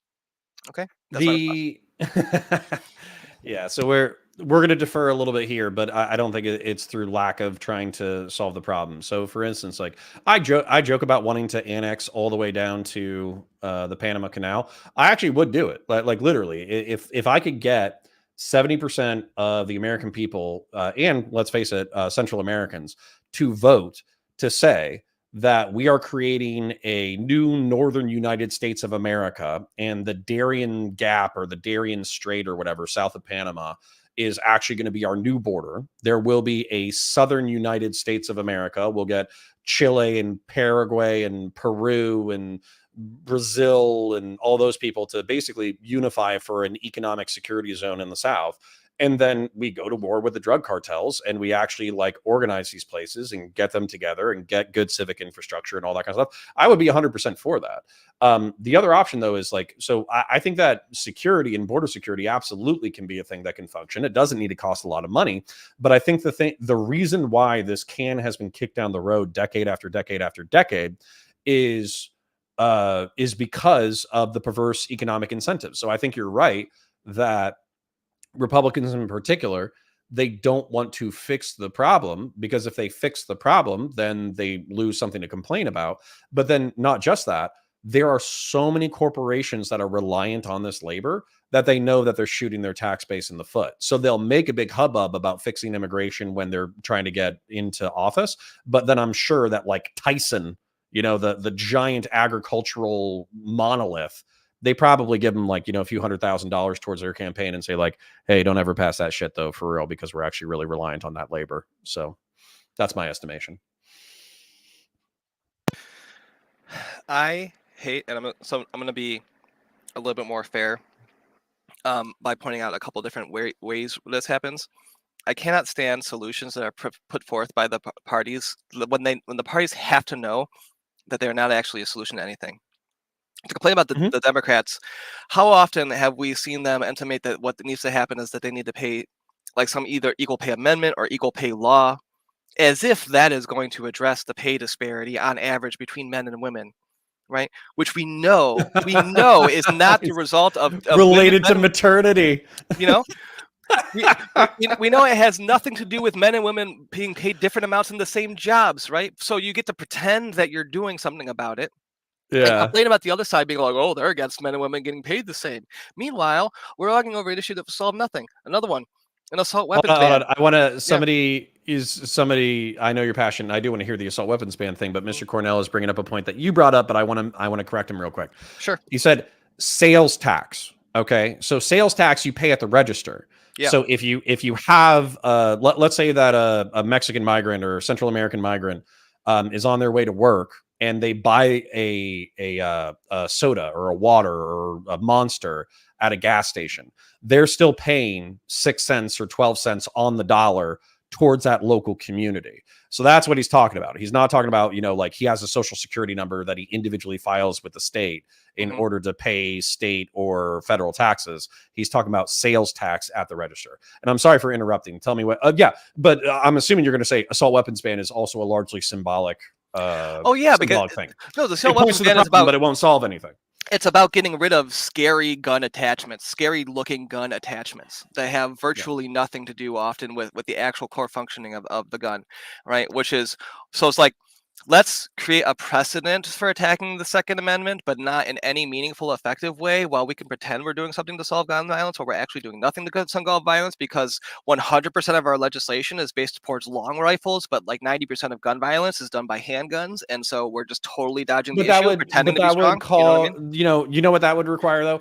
That would require making sure that Americans have dignified wages, making sure that Americans have access to decent schools, making sure that Americans don't just create like criminal subcultures that then go unaddressed for decade upon decade, making sure that kids actually make it out of high school and into employment, then making sure that that employment is secure enough that they're able to work, support a family, and retire, and then making sure that, and by the way, like I know that these are all economic, like lefty things that my conservatives are about to attack me for, but then also making sure that that's a part of the culture that people want to go to school, get a good job, pay their bills, pay their taxes, take care of their families. Because if you actually, that's a really complex problem that takes a lot of energy and effort. Whereas just saying like, oh yeah, let's ban assault weapons, that's it's a Band-Aid on a gunshot wound, but it makes people feel better. So I wanted to, maybe we could use that as a little bit of leeway to bug you a little bit on. So the last I was aware, and maybe you've kept moving along since then, but you were like, I'm not going to vote for Trump, but I'm also not going to vote for Kamala because of this dumb stuff she said about guns. I'm swallowing the pill. It's a bitter pill. Okay. And the reason why it's a bitter pill is because I hear Kamala talk about economics and I'm like, that's dumb. I hate that. Don't do that. This is stupid, etc. I hear her talk about guns and I'm like, I get that you want a gun, but here's all the things that you support that are so stupid and cringe from my perspective. And so to actually summarize it, this is something that I kind of came to me in epiphany today. Democrats chip away at my rights. They attack things on the periphery of what I care about, and they try to needle little pieces of it away. And that's part of the reason why I hate them. And, I'll never be philosophically a Democrat, right? However, Donald Trump specifically attacked the core of what I care about when it comes to politics, which is the Republic. So here's the thing, and this is why it's so core to my identity. When I was 18, I volunteered to serve the Republic and I took an oath to the military, and I was basically okay with killing for the Republic and dying for the Republic, right? Then I came home and I participated in the economy. I found my wife, I got married, all that kind of stuff. And I got my 4-year degree. And then I volunteered a second time to serve the Republic as a local law enforcement officer. And the oath was very similar. Like I was swearing to the Constitution. Well, I wasn't swearing to the President of the United States. I was swearing to the Constitution of the United States.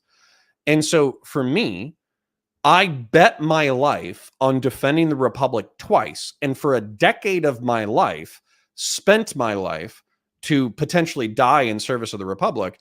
And now you're saying like, fuck it. There are no rules. We can break all the rules. We can lie about it as long as we stay in power.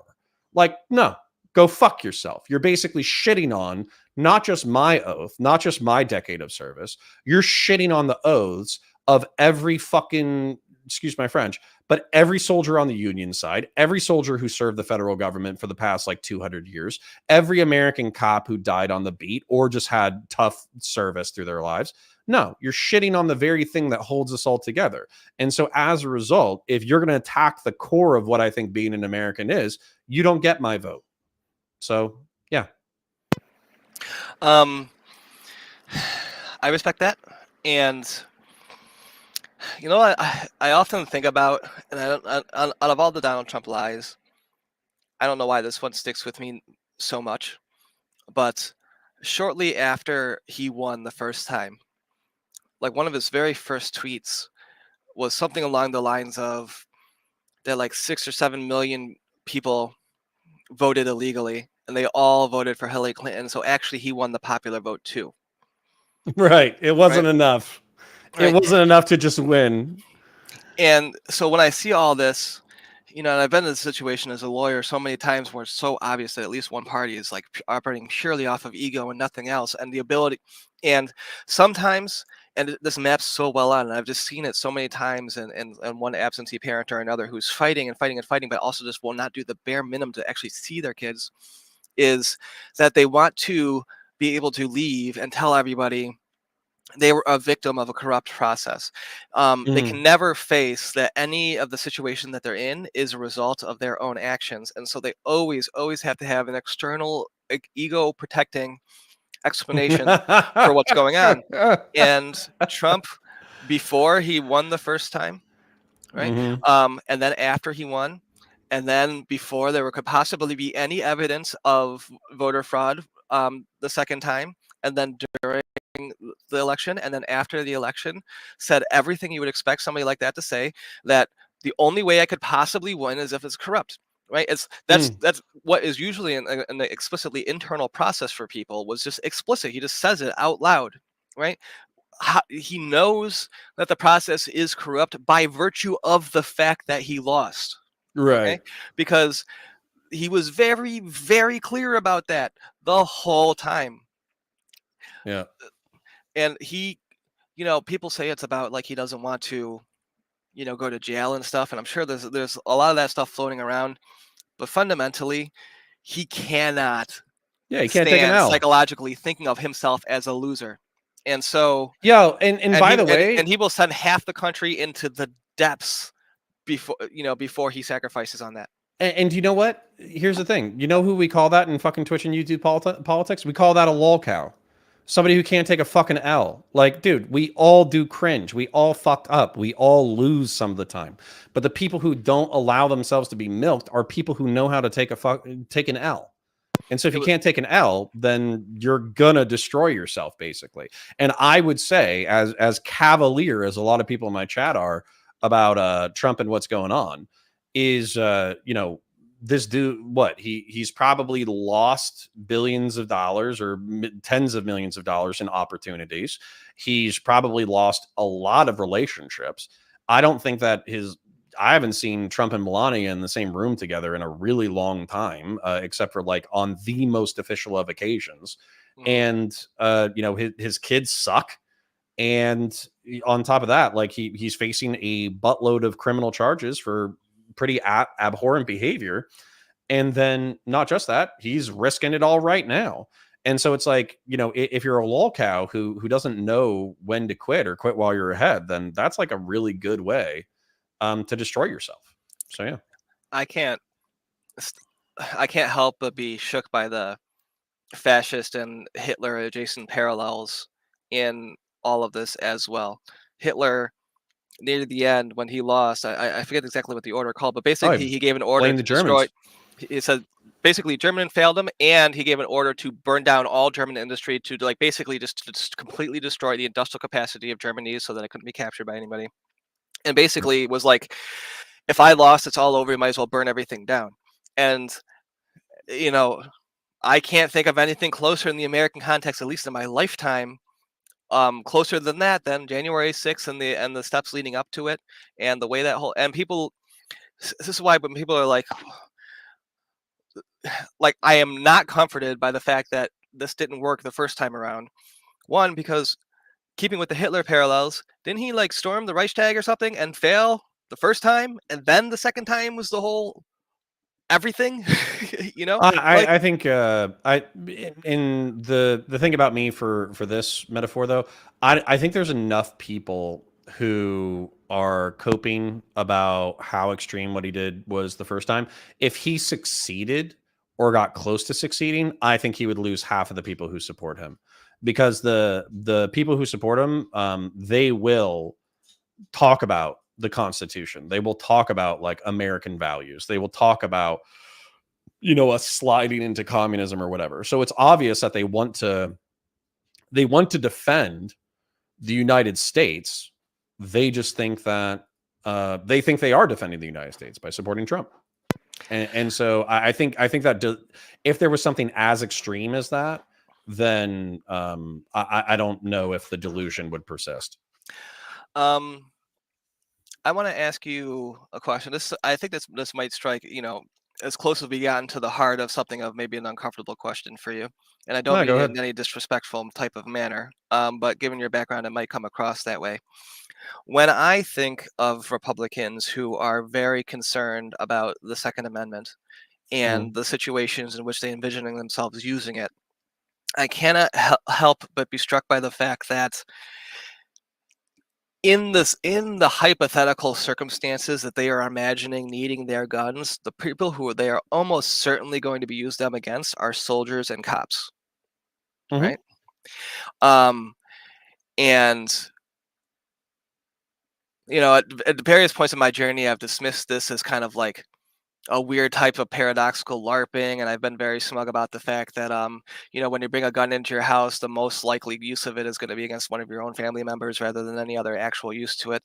But also, you have to intellectually recognize that there is possible to have safe gun ownership, to have safe practices, and to realize that getting rid of guns as a reality in the U.S. is just not feasible anyways.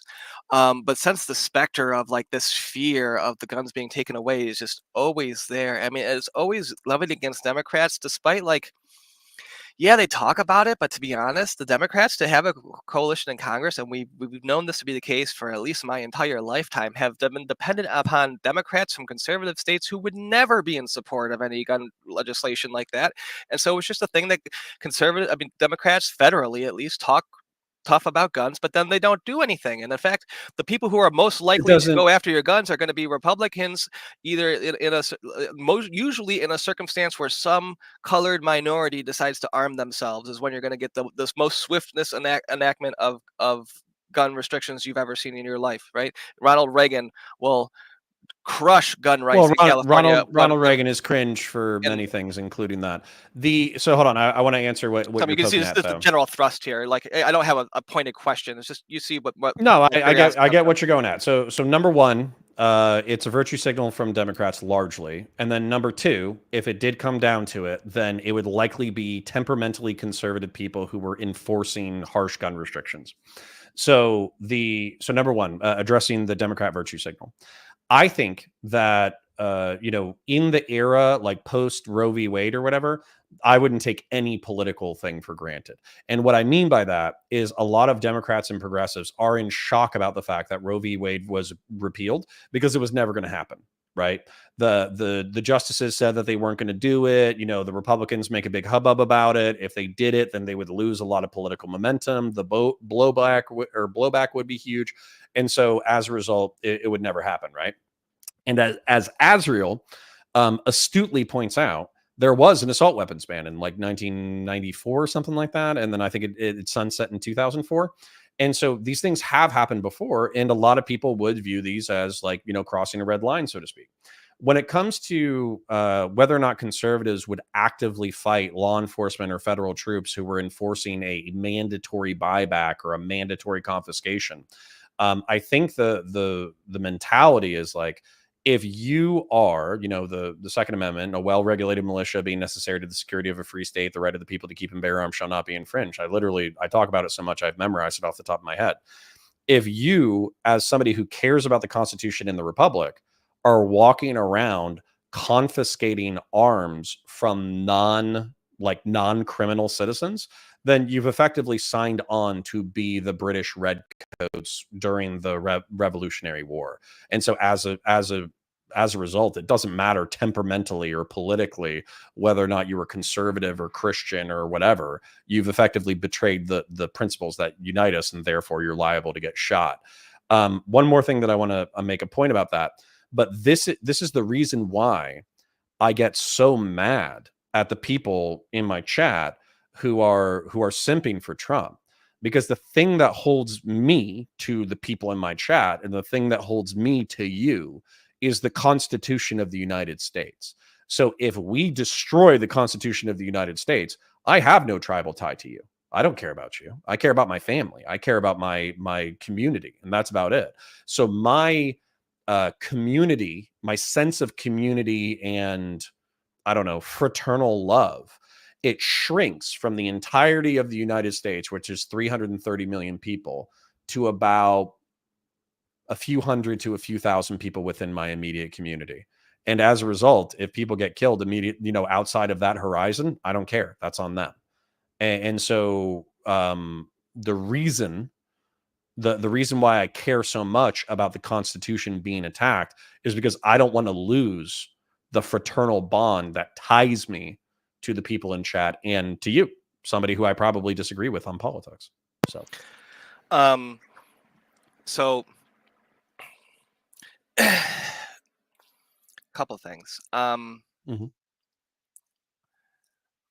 of the things, and I'm not saying, oh, you didn't respond to this, therefore I'm claiming victory. I just want to expand on this a little bit more, and then also offer you the opportunity to respond. Is because I think you flagged and did not really touch on the fact that the most likely source of these constitutional infringements is conservatives, and enforcing or passing?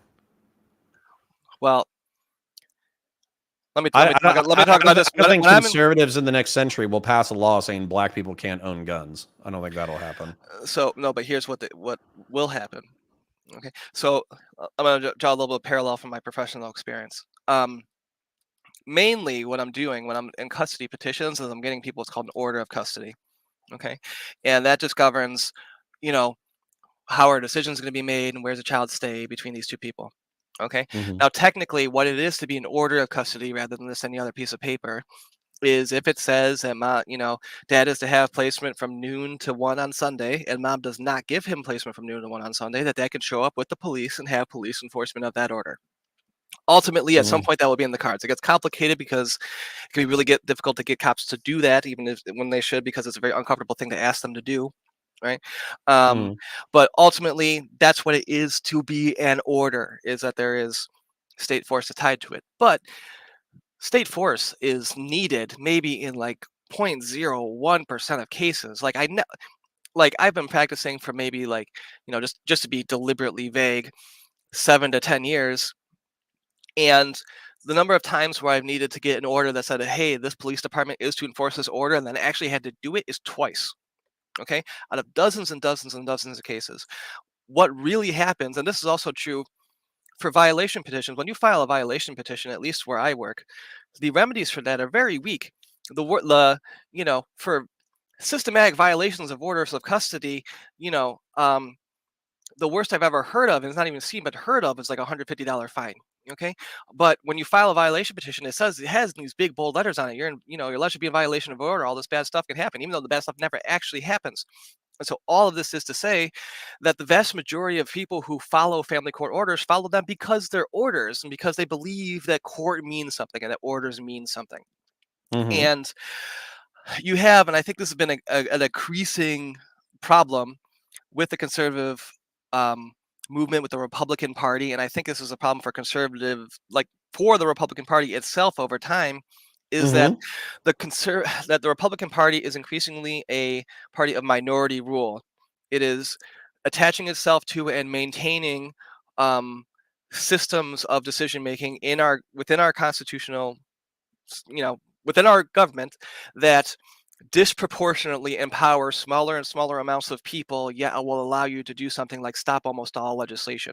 Right? I think technically all you really need to do, especially when there's a filibuster in the Senate, is get like 11% of the population to vote for you, and you could still stop like 100% of all legislation in the country.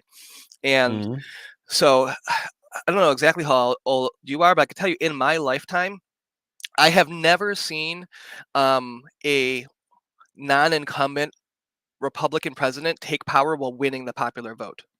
Okay. Sure. And they have disproportionate power in the Senate, especially through a filibuster. So the authority of the ability of the Republican Party to enact its own will is dependent upon capturing mechanisms of power that are buttressed by very, very small proportions of the population relative to other things. This is only going to last for so long, though, and I'll tell you why. So, if there was a wildly unpopular thing, let's say that a federal abortion ban gets passed somehow. I don't know, like the states use or excuse me, the Senate I think uses like the nuclear option or something like that. It's where they end the filibuster. So they end the filibuster in order to pass the federal abortion ban, and they limit. It's like Florida. It's like 6 weeks, right? Well, what happens is once they eliminate the filibuster, then at that point, it's open game. So now you have 51-49 in order to pass legislation in the Senate.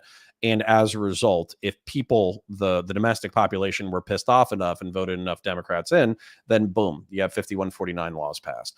And so for me, I know that you're saying that your Republicans seem to be increasingly creating a smaller and smaller club. They seem to be increasingly skeptical of federal institutions and the authority of the federal institutions. I hear that rhetoric all the time. But at the same time, they're also screwing themselves because they're boxing themselves into a corner. Well, this can only last for so long. And by the way, this is part of the reason why I'm voting the way that I'm voting in this upcoming election. It's because I live in a swing state. I want the Republican Party to take a bloody nose. I want Trump to lose for a third time. And what I mean by that is lost in 2020. The midterms in 2022 were also pretty bad for the Republicans. Republicans underperformed. And then if he loses a third time, I think at that point, Trump will be a power broker, but MAGA will not be as powerful in the Republican caucus or Republican coalition as they are right now.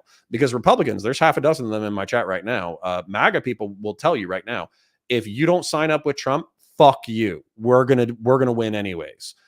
Fuck you for being a traitor, fuck you for not following us, et cetera, et cetera. Whereas I think if they take another bloody nose, they're going to have to coalition build within the Republican Party.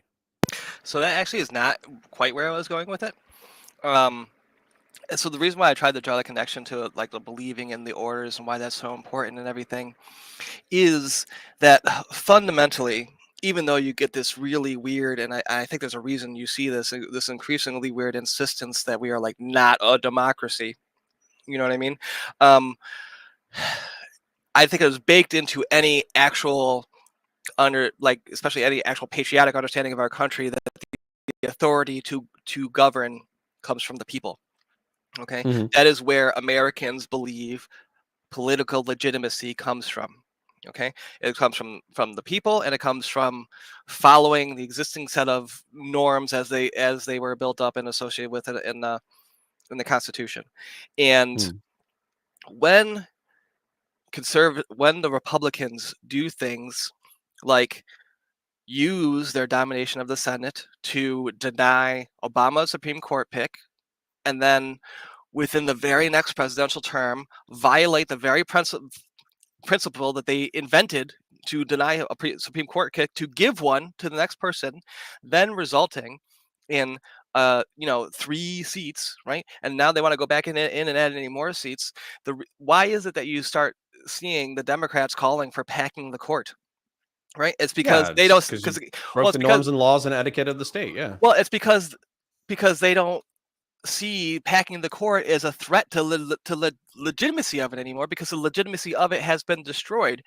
And the more Republicans go down the road of relying on these means, which they have to do, because there's no way to go back. I think at this point, the more you're going to have a situation where more and more people are backing out. So the reason why it's so important that court orders are taken seriously is because the alternative to them being taken seriously is self-help, and self-help is disastrous, it's dangerous, everybody suffers. Okay, and if we're going to see a breakdown of the constitutional order, it's going to come from a mass amount of people no longer buying in to the idea that the Constitution is all that important, all that authoritative in the first place, because they see it as just yet another fundamentally corrupt political process that's being gamed, rather than something inherent to what it is to be an American.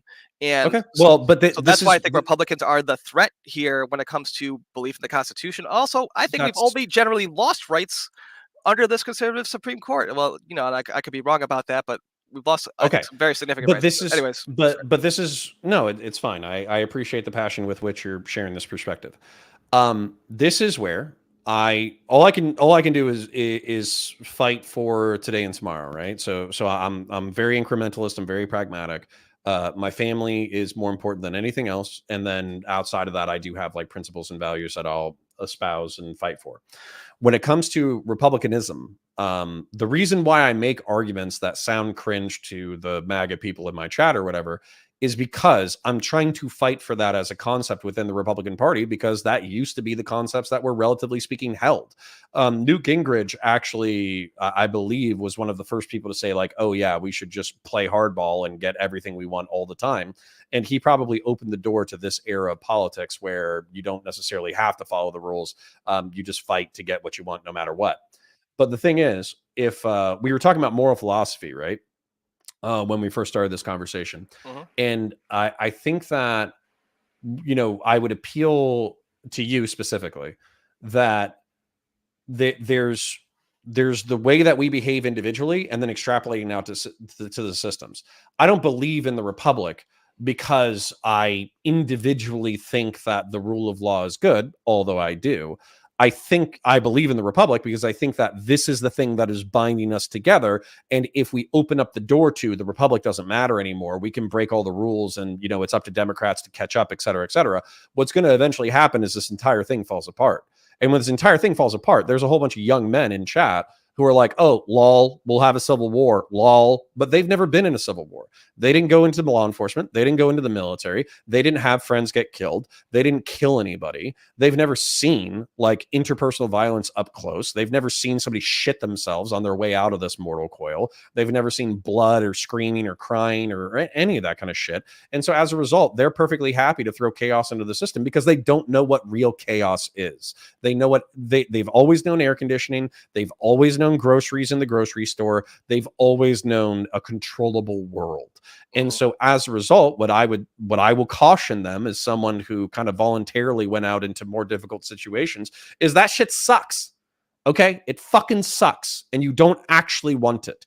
And if you do want it, go fucking camping for a few days, you fucking pussy. And then you tell me if you want to live without air conditioning or the internet or foods at your local grocery store. Tell me how it's like drinking fucking filtered water out of a river that you then have to boil in order to make sure that you don't get parasites that cause you to shit yourself to death.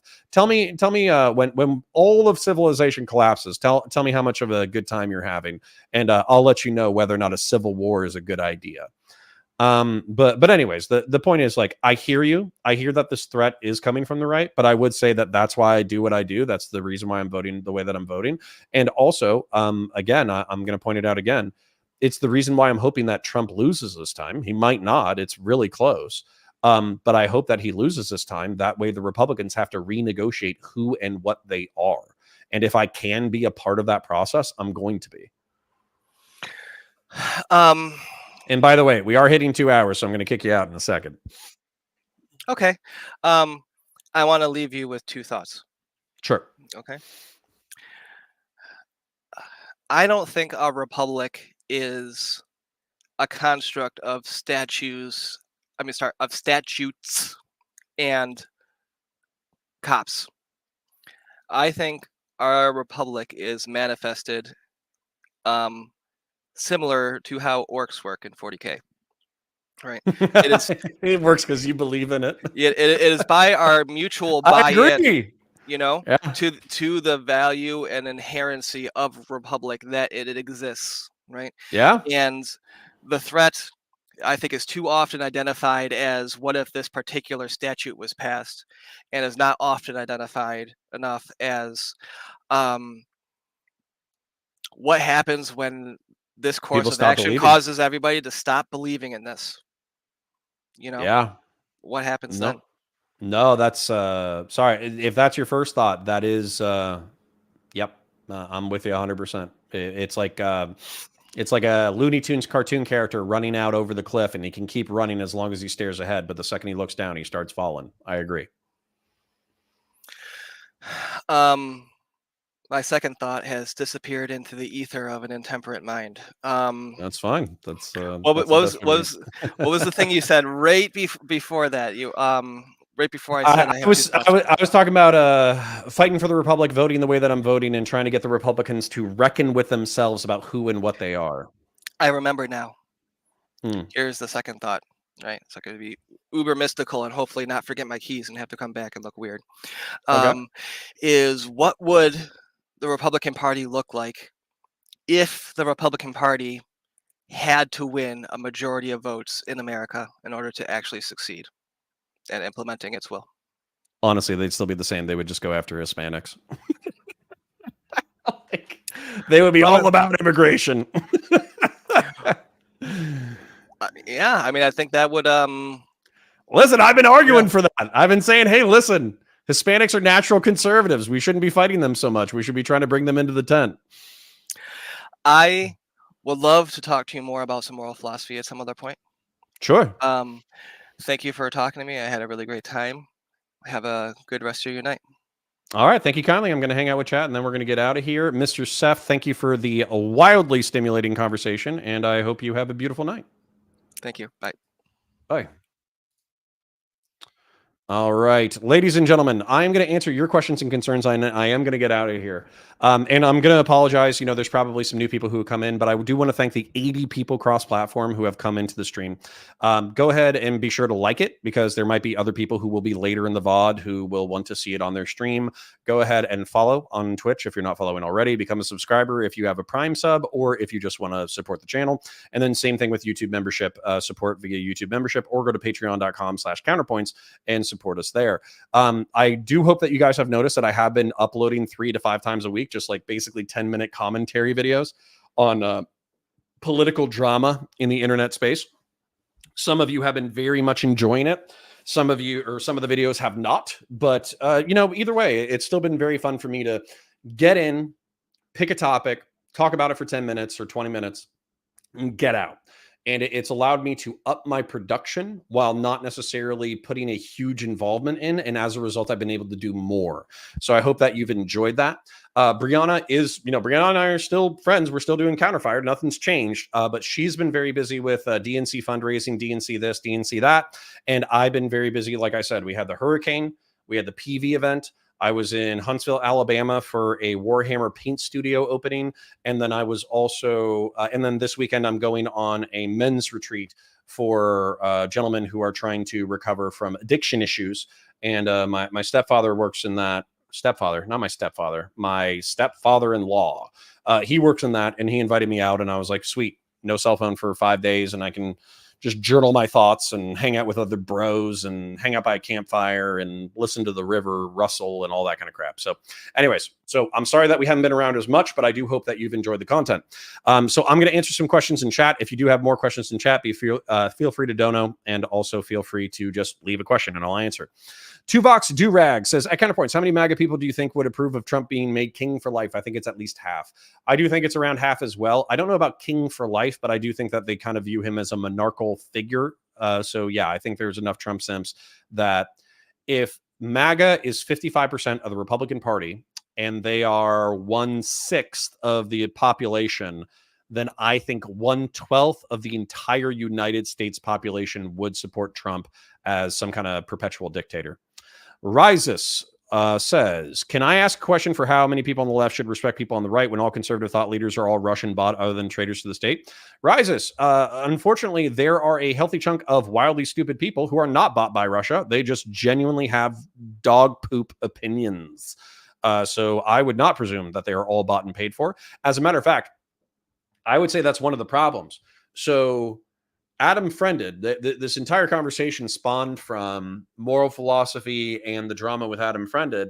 And with Adam Friended, he was accusing Pisco and Pondering Politics of being liars. I can tell you from firsthand experience that neither of those men are liars. Now, Pisco is hyperbolic and abrasive and will be annoying and obtuse in debates in order to win his point, but he does not do lies of commission. And I will tell you for a fact, well, I don't want to say for a fact, but I will tell you that everything that Pondering Politics, Josiah, has said in public is identical to what he says and believes in private. So I've hung out with him twice. I hung out with him in Cincinnati and I hung out with him in Milwaukee. And in Milwaukee, we effectively had like a political back and forth debate and tactics and how does YouTube work and this, that, the other. We were just yapping for, I don't know, like 6 hours. That dude fundamentally believes everything that he says, and he can typically back it up logically. That's what I'm saying. Don't assume people are lying. Assume that they're stupid and they have bad perspectives. Riza says, doesn't that the whole Tenet Media and Tucker de-essing thing concern MAGA? I mean, it should, but it doesn't. Bud123 says, so the argument is that if Republicans in the Senate do not confirm a Democrat Supreme Court nominee, Democrats are justified to pack the court and we are justified to not follow the law of the court. Bud123, I don't think that's necessarily the argument. I think it was kind of more of the last statement that he made, where it's like the Republic only works so far as people believe in it. And if you take actions to undermine the fabric of the Republic, which I think can be definitely argued for both sides, then this system only works insofar as people believe in it. I think that's just factually true. Bud123 says the next president of the other party would pack the court even more to get what they want. Yeah, exactly. That's why we don't want to do this tit for tat nonsense. Fractal Gibbon 1585 says it's going to come from echo chambers otherizing our neighbors with respect to the hyperbole. Look at Rwanda as a grim breakdown of how echo chambers can make enemies out of your neighbors. I agree, but we don't have Hutus and Tutsis. Okay. I have black friends. I have Hispanic friends.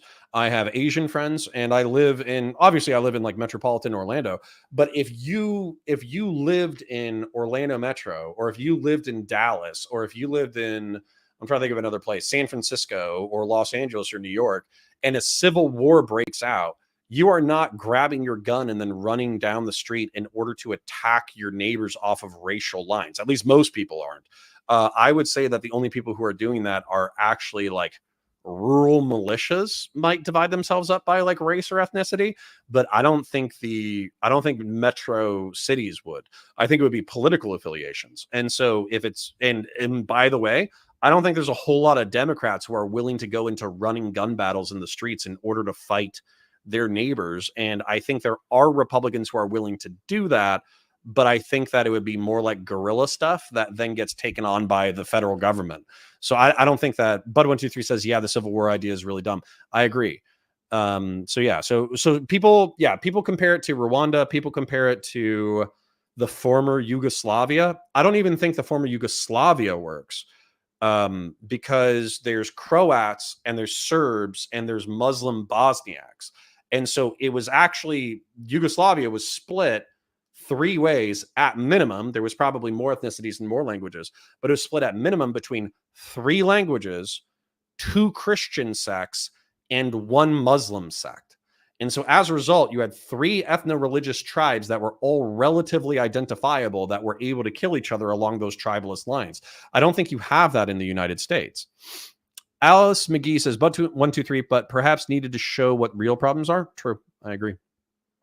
True. Easy life. So don't know how poopy chaos is. Contra FDN says, yeah, that's why I hate the Civil War LARPing.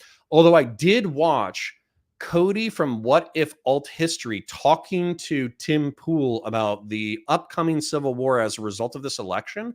And while I do think that it was hyperbolized and kind of cringe, they were bringing up like interesting reasons for why they were playing with the idea.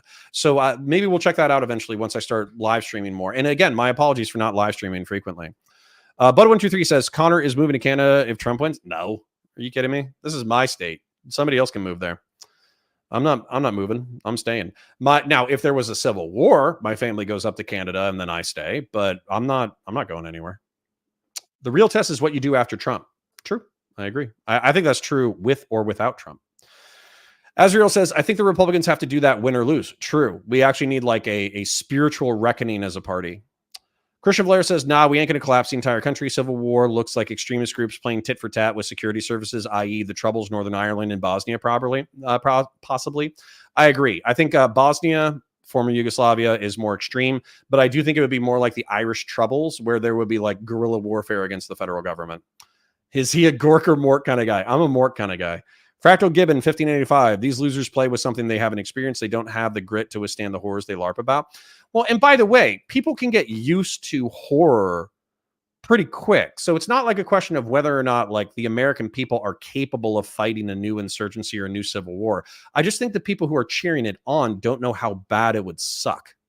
That's my main point. It's not whether or not we could. It's just whether or not we should, and whether or not we should be enthusiastic about it.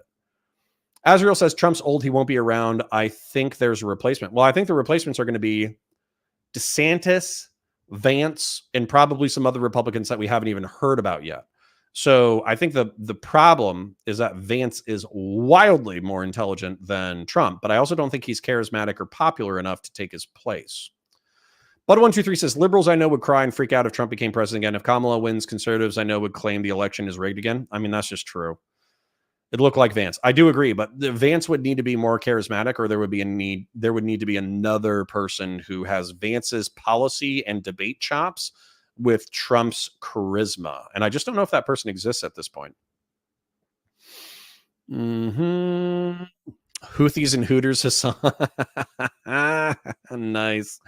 I have boxes, says. Snowfire says, in my opinion, I think Trump needs to win in order to wake people up from the delusion of chaos caused by Democrats. All right. Well, I mean, good luck. You know, people are coming to different conclusions. I don't have a Snowfire. Welcome to the chat, whatever. Obviously I get frustrated with MAGA people because we don't agree, but I don't have no problems with people saying, I have evaluated the political landscapes as it stands. I believe that Trump is the lesser of two evils based off of XYZ ABC factor. Therefore, I'm voting for him. Just say it with your chest. That's all I request. Say it with your chest and think about why you believe what you believe. That's all I'm asking. Fractal Gibbon 1585. Do you think there will be a political violence after the election despite who wins? Yeah, of course, but it's going to be like the Battle of Berkeley, right? It's going to be riots and people beating the crap out of each other out of the street, and then maybe a few people get shot, but it's not going to be. I think, what if alt history Cody predicted 1,000 political deaths? I think that's high. Unless there's like literally a solar flare that takes out all our technology, or if there's an economic collapse, a global economic collapse that makes the Great Depression look like a good time. That's the only way. Contra FDN says Hispanics are from Spain and nations south of the border. Okay, I agree. I'm enjoying, Dr. Zaya says. Thumbs up. Well, thank you. I hope you have fun. Christian Blair says, at Counterfire, you plan on streaming Brianna for election night? Yeah, we'll do something around then. I don't know what we'll do. I think, this weekend, I think I was supposed to be on with, like Destiny. But I thought they were doing like a fundraising thing, but nobody DM'd me again. So I don't know. I don't know if I think it was this weekend. I think they said it was going to be the 21st, but that doesn't really make sense. Well, nobody DM me, so it is what it is. Fractal Gibbon says, re-asking. Yeah, sorry, do you think if there will be political violence? Yeah, it's going to be under 1,000 is my estimate. Unless there is another variable. Christian Blair says, communitarianism is based and seems to be practiced by Connor and no one else in the political space. I agree. It is based, and it's the best way forward. Democrat Bud123 says, why can't Democrats be smart and do common sense gun control legislation, such as mandating you have to know how to use the gun and pass a background check before you own a gun instead of banning guns? I mean, I agree there. Hearshot says, Hail Emperor Baron. Listen, Hearshot, I know that plays in your little Discord group or whatever, but that's cringe to me. Baron has autism and hasn't touched a woman, so I wouldn't go to him for political hot takes. Oh, he also suggested Aiden Ross to Trump because he likes Aiden Ross. Are you kidding me? That is absolutely insane. Snowfire says at Counterpoints, why do you think the Democrats are trying very hard to kill Trump or jail him, in your opinion? Because they view him as an existential threat to the country. That's why.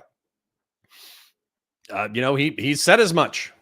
He said, what is it? It's like, due to the massive fraud that's been revealed, do you have a new election? Do you just appoint me as the president of the United States? Massive fraud of this kind allows us to suspend laws and legal restrictions up to and including the Constitution of the United States. That's somebody threatening the Constitution of the United States. That's the former most powerful person on the planet who tried to usurp power, saying that he would love to usurp power.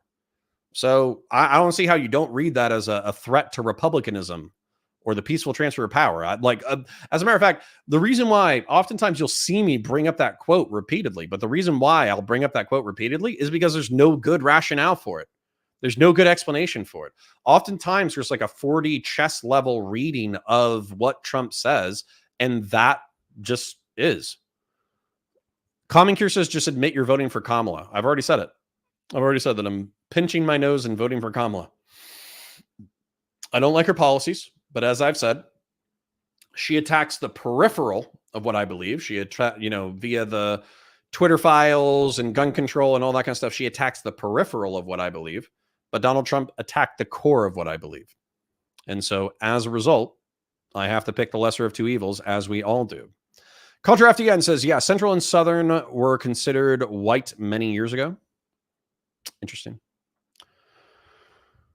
Just admit you're voting for Kamala. I already did. Azrael says, to be fair, Adam, disingenuity is a form of line, and Pisco is definitely disingenuous in debates. I mean, I think he's hyperbolic. He admits that his like debate persona is hyped up. I don't know if it's like it's not a lie of commission, and I think he believes what he believes. I'll admit that he doesn't concede anything. Josh Miller for $10. Thank you for the donation, friend. Thoughts on Twitch anti-Semitism arc? Is it a real thing or coincidence? Oh, it's 100% a real thing, and I am not here for the anti-Semitism. I'm here for the pushback. Progressives have gotten into a little hug box on Twitch. They have allowed themselves to believe and say insane things without pushback for prolonged periods. This was the natural extension of what your like an extreme political ideology does without having people check it. And so as a result, that they need to be checked. They need to lose money or lose time.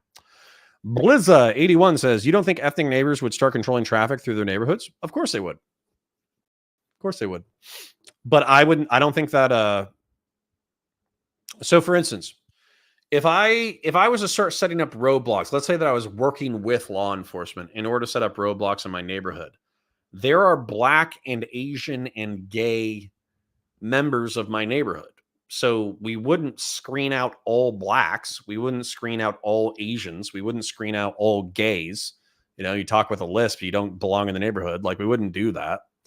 And so as a result, your metric for who you are securing against has to be different than race or ethnicity.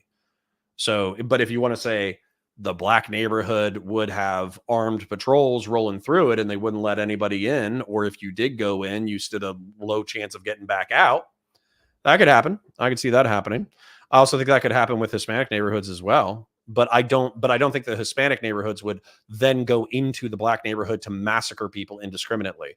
I don't think the white neighborhoods would go into the Hispanic neighborhoods to massacre indiscriminately. I don't think that's in our character right now. Christian Blair says at Counterfire, it would be the troubles in Northern Ireland. I agree. Extremist groups play tit for tat while battling security services. I agree. Fractal Gibbon says, I don't think a civil war will happen. I was talking about why there is a split in discourse. Okay. Jacanadar says, very few people know what wars are like. They need to stop thinking it's like the movies. I mean, it's like the movies in some ways, but not in the fun ways. And also, like, you're not prepared for the downtime. I know this is like a silly thing to say, but imagine just days, weeks, hours of your life spent sitting around with a rifle, waiting for something to happen while drinking water that you filtered out of a local creek, eating food that you hate because it's the only thing that's available, sitting outside in terrible weather because you have to be outside in order to make sure that you don't get killed, right? Security work sucks, okay? And for vast periods of time, you are eating food you don't like, sitting in the elements that are uncomfortable, holding a weapon that's heavy, and you're bored out of your flipping mind. And then some wild stuff happens, and you either kill someone or you get killed. That, like, correct me if I'm wrong. Like, I'm not an infantryman, but I was a law enforcement officer. But that's the way that it was. 95% of your time, you're not in a gunfight. You're doing miserable things, waiting for something terrible to happen. Alice McGee says, I want to vote for Chase Oliver, but no, it'll be a throwaway vote. Well, if you're in a swing state, then don't throw away your vote. Here, Shot says, I don't know who I want to see lose more, Destiny as lefties or Cat Turd and the retards on X. Well, I'll tell you, for me, it's Cat Turd, for sure. That dude is a fucking moron, and the fact that he has any kind of political relevancy whatsoever is embarrassing to the human species. Double O, the eco player, something. If there was a new civil war, what would the teams be called? Cringe is what I would call them. Jacanadar says FFS, American understanding of the troubles when they did not have family actually fighting in it. Well, my understanding of it was the IRA was fighting the SAS in insurgent gunfights and IED battles in Northern Ireland, and the partisans, the Irish partisans, would largely do ambushes and IEDs because they didn't have the ability or the competency to fight the British soldiers toe to toe. That's my understanding of the troubles. Alice McGee says, if war in the U.S. happens, it will be citizens against citizens rather than against the elites like it should be. I don't know what that means. I don't want to work tomorrow. Me either. People said Trump needs to win to wake up Dems in 2016. True. I wouldn't know. Look how that worked. True. Tuvox was saying that electing Trump in 2016 didn't wake up America. I agree. Alice McGee says the teams would be red versus blue and we get those colored aprons like in Capture the Flag. Lol. True. True. It would be like in Ukraine where you wear like a yellow or blue scarf on your camouflage. So that's actually the problem is Russians look similar. Green forest fatigues look similar. And Ukrainians have a mix of American and Soviet era technology. Therefore, it's very hard to to differentiate Russians from Ukrainians. So Ukrainians in their camoed out, difficult to see uniforms are wearing bright yellow and blue arm tags. That way they don't get friendly fired. And then the Russians wear the white Z. It's actually kind of crazy. Like how I almost guarantee you that war has horrible friendly fire and also people getting killed trying to not be friendly fired. It's probably terrible. Cacophony says, at Counterpoints, how are we feeling about Kamala since she insulted Catholics and Jews in a single weekend? She's a Democrat. What do you want? Democrats are, if they didn't say or do cringe things, they wouldn't have anything else. Christian Blair says, was that real? All that education and Barron is a oh man. Oh, people are being mean to Barron. Josh Miller, at Counterfire, ignoring my super chat or just don't have thoughts on the situation, you can say no thoughts, lol. I thought I addressed it. Let me make sure that I addressed it. Thoughts on the Twitch anti-Semitism arc. Is it a real thing or a coincidence? It's not a coincidence. All right. I'll give you a more expansive answer just in case my previous answer was unsatisfactory. So Hassan has said legitimately upsetting stuff when it comes to October 7th in Israel. Frogan has also said some incredibly upsetting stuff when it comes to October 7th, Israel and United States military veterans. They would have caught bans if they weren't of the ethno-religious heritage that they come from. And there is obviously a double standard when it comes to Asmongold catching a ban and them not catching a ban. When it comes to them IP banning Israel, allegedly they released a statement today on Twitter that I haven't checked out yet. I'll be very interested in doing that because allegedly they banned the entire state of Israel. That is, in my estimation, relatively anti-Semitic. Just because you're in the state of Israel who is fighting a war with Palestinians doesn't mean that you support all of the actions of the IDF. So just banning Israel outright, I think, is an insane move by Twitch. The fact that this hasn't bubbled up to Amazon and Twitch hasn't taken a financial hit yet is actually kind of surprising to me. And I think that Dan Clancy is ignoring these issues at his own company's peril. So I am expecting either Twitch to correct course immediately, like within the next week with a public statement, or I'm expecting them to suffer an apocalypse. That's what I'm expecting. Jacanadar says, at Counterpoints, okay, policy question. What are your thoughts on compulsory mixed-use zoning or new construction and in creating more stable infrastructure? I agree with it 100%. I think we need to be designing new cities. I actually have a lot of thoughts on that, but that I don't want to bore you to death with the details. Doesn't appear to be ignoring your super chat, just hasn't reached it yet, I assume. No, I mean, I wasn't ignoring it. I hope my second answer was sufficient as well.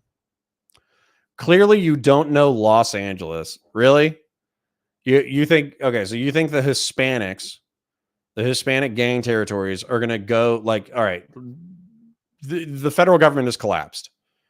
Trump is elected, but nobody recognizes him as the president. Now militias vie for power in the streets of America.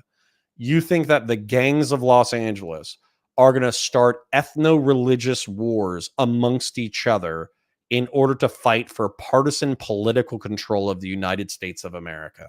That's insane. You think MS-13 is going to fight a civil war? You think that I want to say it's like guerrilla. What is it? What's the big one? I'm gonna look it up. Give me a second. Gang. Black guerrilla family. You think the black guerrilla family is going to start a political war instead of a drug and turf war? I'm going to go ahead and press X to doubt. Bud123 says, if a third party gets a 5% percentage vote, they classify it as a minor party and gets funding for their next election. Sweet. Yo, what up? Conrad Petersburg says, is this live? It is. Do I review Twitter memes? I mean, not a lot, but I would. Cacophony says the Civil War wouldn't be fought as a war. It will be gray men doing terrorism and destroying infrastructure. Again, that's cringe. Like gray men. Correct me if I'm wrong. Aren't gray men like the CIA contractors? Definition. Gray man. Gray man, as the name implies, you just gray out into the crowd. Nothing special about you. Yeah, so it's just talking about being in the background. A low profile man. Okay, the term gray man or gray man in British English describes someone who looks unassuming and doesn't stand out from the crowd, but is in fact well equipped for an emergency situation. Yeah, so no offense, but stop watching Netflix. Okay. Ryan Gosling is not going to be blowing up dams in the United States of America. Be a huge dick move on his part. Christian Blair says, in UVF and UDA, unionist pro-British terrorist groups. Oh, there you go. Josh Miller says, Twitch also blocked all of Israel from getting a new Twitch accounts after 10/7. Yup. Connor's Irish ancestors were part of the IRA. Maybe. I mean, most of them escaped to the United States of America, so they couldn't have been that committed to the cause, huh? Cacophony says, at Counterpoints, how are we feeling about Kamala since she insulted Catholics and Jews? I thought I already answered that. Genocide comment was peak, and did you cover it? No, I haven't covered it. Democrats being cringe. Surprising. How much danger is Trump in when elected? JFK, he shuts down the Ukraine war? Maybe. I don't think those two shooters were CIA affiliated, but I wouldn't be surprised if the CIA tried if he did go to war with the military-industrial complex. Cacophony says, if autistic candidates could be president, we would have Jeb. True! Cacophonies, that's the most base thing I've heard from you in a while. Here, shot, you're just saying things that piss me off. Josh Miller, counterfire. Both answers were good. I think I'm just behind in the stream. Okay, cool. Not for control. Any excuse where stuff jumps off will be a chance to fight a decades-long racial conflict that's been brewing. They kill each other all the time, Cacophonies. What are you talking about? Literally, Hispanic and black gangs kill each other for fun all the time. What, you're saying they're going to do it more? If they do it more, then they're going to wipe themselves out. At least right now. They have they can sustain themselves. If they literally just took a bunch of Macs and Glocks with switches and heater AKs and Dracos into a black neighborhood, they would just get smoked. And vice versa. If all the Hispanics showed up into a black neighborhood with a bunch of, Glocks with switches and Dracos, they would get smoked too. Silly. Very silly. Is Connor a Ken from Ken World? I mean, I would like to think so. Ken World sounded beast when I watched the movie. Alice McGee, is that about urban planning? I have vaguely heard get rid of hostile architecture. Yeah, so I pointed this out to my son. Anyways, thank you, Astronaut Farmer, for the dono. But we're wrapping up anyway, so I'm going to give you guys kind of a summary real quick. So right now, I live in Central Florida. Central Florida is a very car infrastructure place. So it's designed so you have to drive from place to place. I have a grocery store 1.5 miles up my block. I have to get in my car in order to drive to the grocery store in order to bring groceries back. I have a whole bunch of restaurants and neighborhoods. I have to, like within a mile, I have to drive the 1 mile to these restaurants and places in order to get where they're going.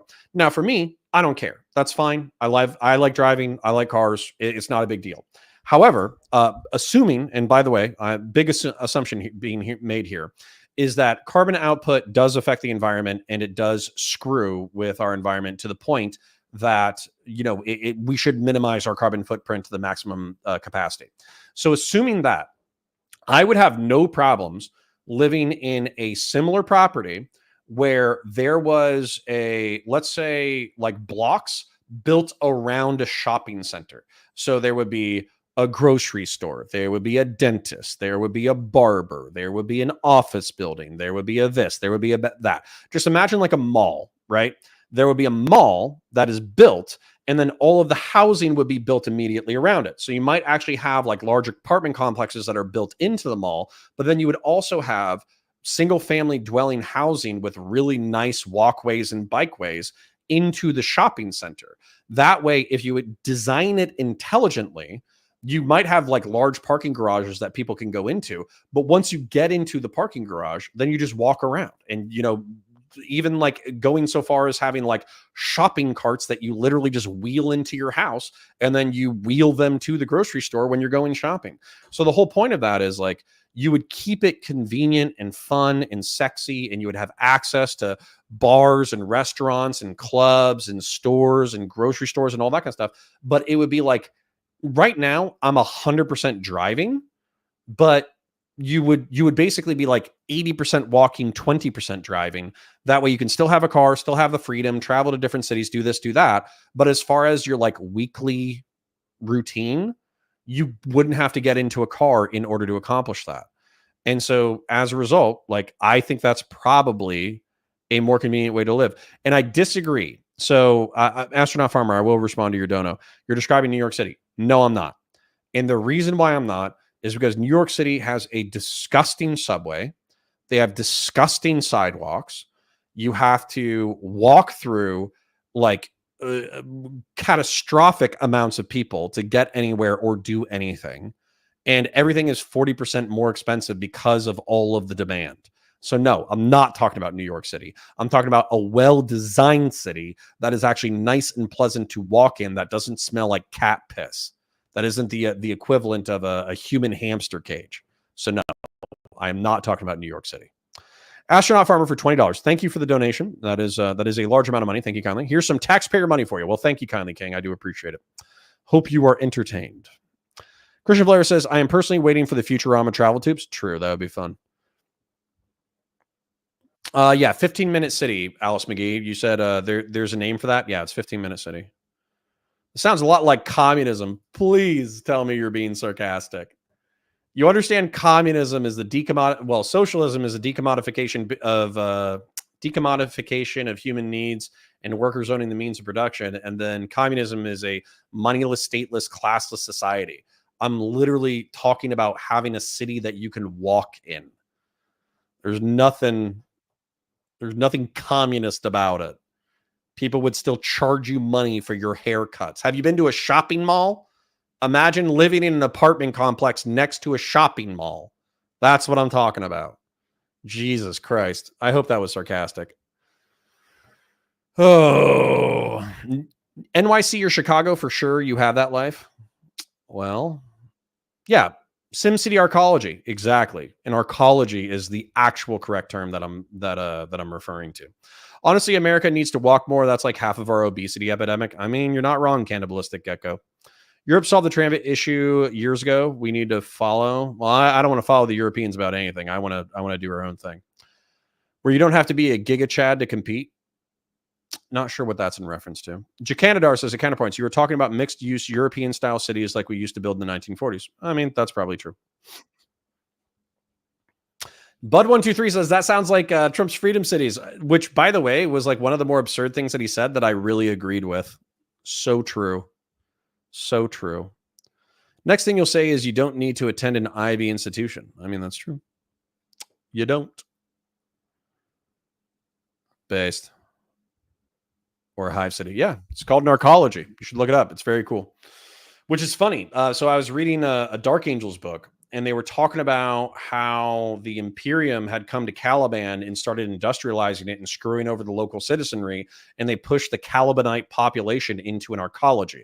They weren't calling it a hive city because hive cities are decrepit, old, not dying, but like vibrant rat's nest horror shows of, arcologies, whereas an arcology is supposed to be a well-designed city.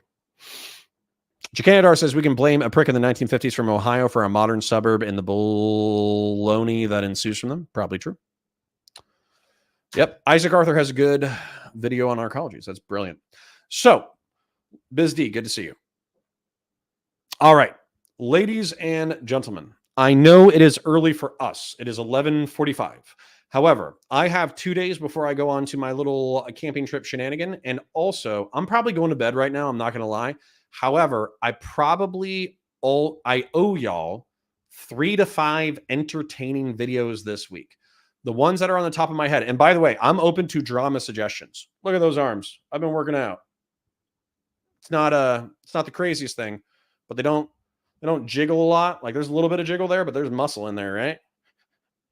So you need to work out, fellas. If you're not working out, you need to grab some 20 or 30 pound weights. You need to do back and bis, chest and tries, shoulders and forearms, and a leg workout. And you just need to do that. Do 2 to 3 workouts a week, and that's it. Okay. You don't have to do anything crazy. Just work out a little bit. It's good for you. Well, thank you for the stream and good night. Thank you, Alice McGee. I appreciate you. And so for drama, we're going to talk about, obviously, everyone is adding to the Hassan dog pile, which is awesome. And then also Sitch and Adam going after Pondering Politics and Pisco over Anna Kasparian. Those are the things that are on my radar. I am happy to talk about anything else. So if y'all have anything else, then don't hesitate to leave it in chat. Connor's so big, if Twitch YouTube was blood sports, he would be king. Well, thank you. I appreciate it. We'll get there. I prefer the 15-pound wrist and ankle weights and then just wearing them 12 hours a day. Jesus, I would kill myself. The Anna one is better. A lot of people are into the Anna thing, but the Twitch anti-Hassan arc is hot right now. So to be honest, that's probably going to be priority. I hate to say it, but if I was going to shoot a video right now, it would be the Hassan Piker thing. But I'll probably shoot it tomorrow, to be honest. Fractor says, study up on economics. I'll jump on a chat with you. Okay, well, I don't think I'm too far off on economics. I would use Destiny's scrawny ass as a sword. True. All right. Let's call it a night, ladies and gentlemen. Go ahead and check this out, though. Look. I painted this guy. The helmet is olive drab. The armor is more plasticky. It's all olive drab green. I filled up the bookcase with books because I don't have $1 million worth of Warhammer miniatures yet. There's some spools of filament, and there's some Warhammer terrain here. This is a 3D printed torso that I still need to do more work on. Up here is the chainsaw sword. Over here is the bolt pistol. Over here is the bolter. We're cooking for being a mid politics commentary YouTuber / streamer, and being a semi-successful Warhammer YouTuber. We're doing good work. So I'm so proud of this community. Oh, yeah. Yes. Okay. Good night, y'all. Parasocial love. Have a beautiful night. Bye for now.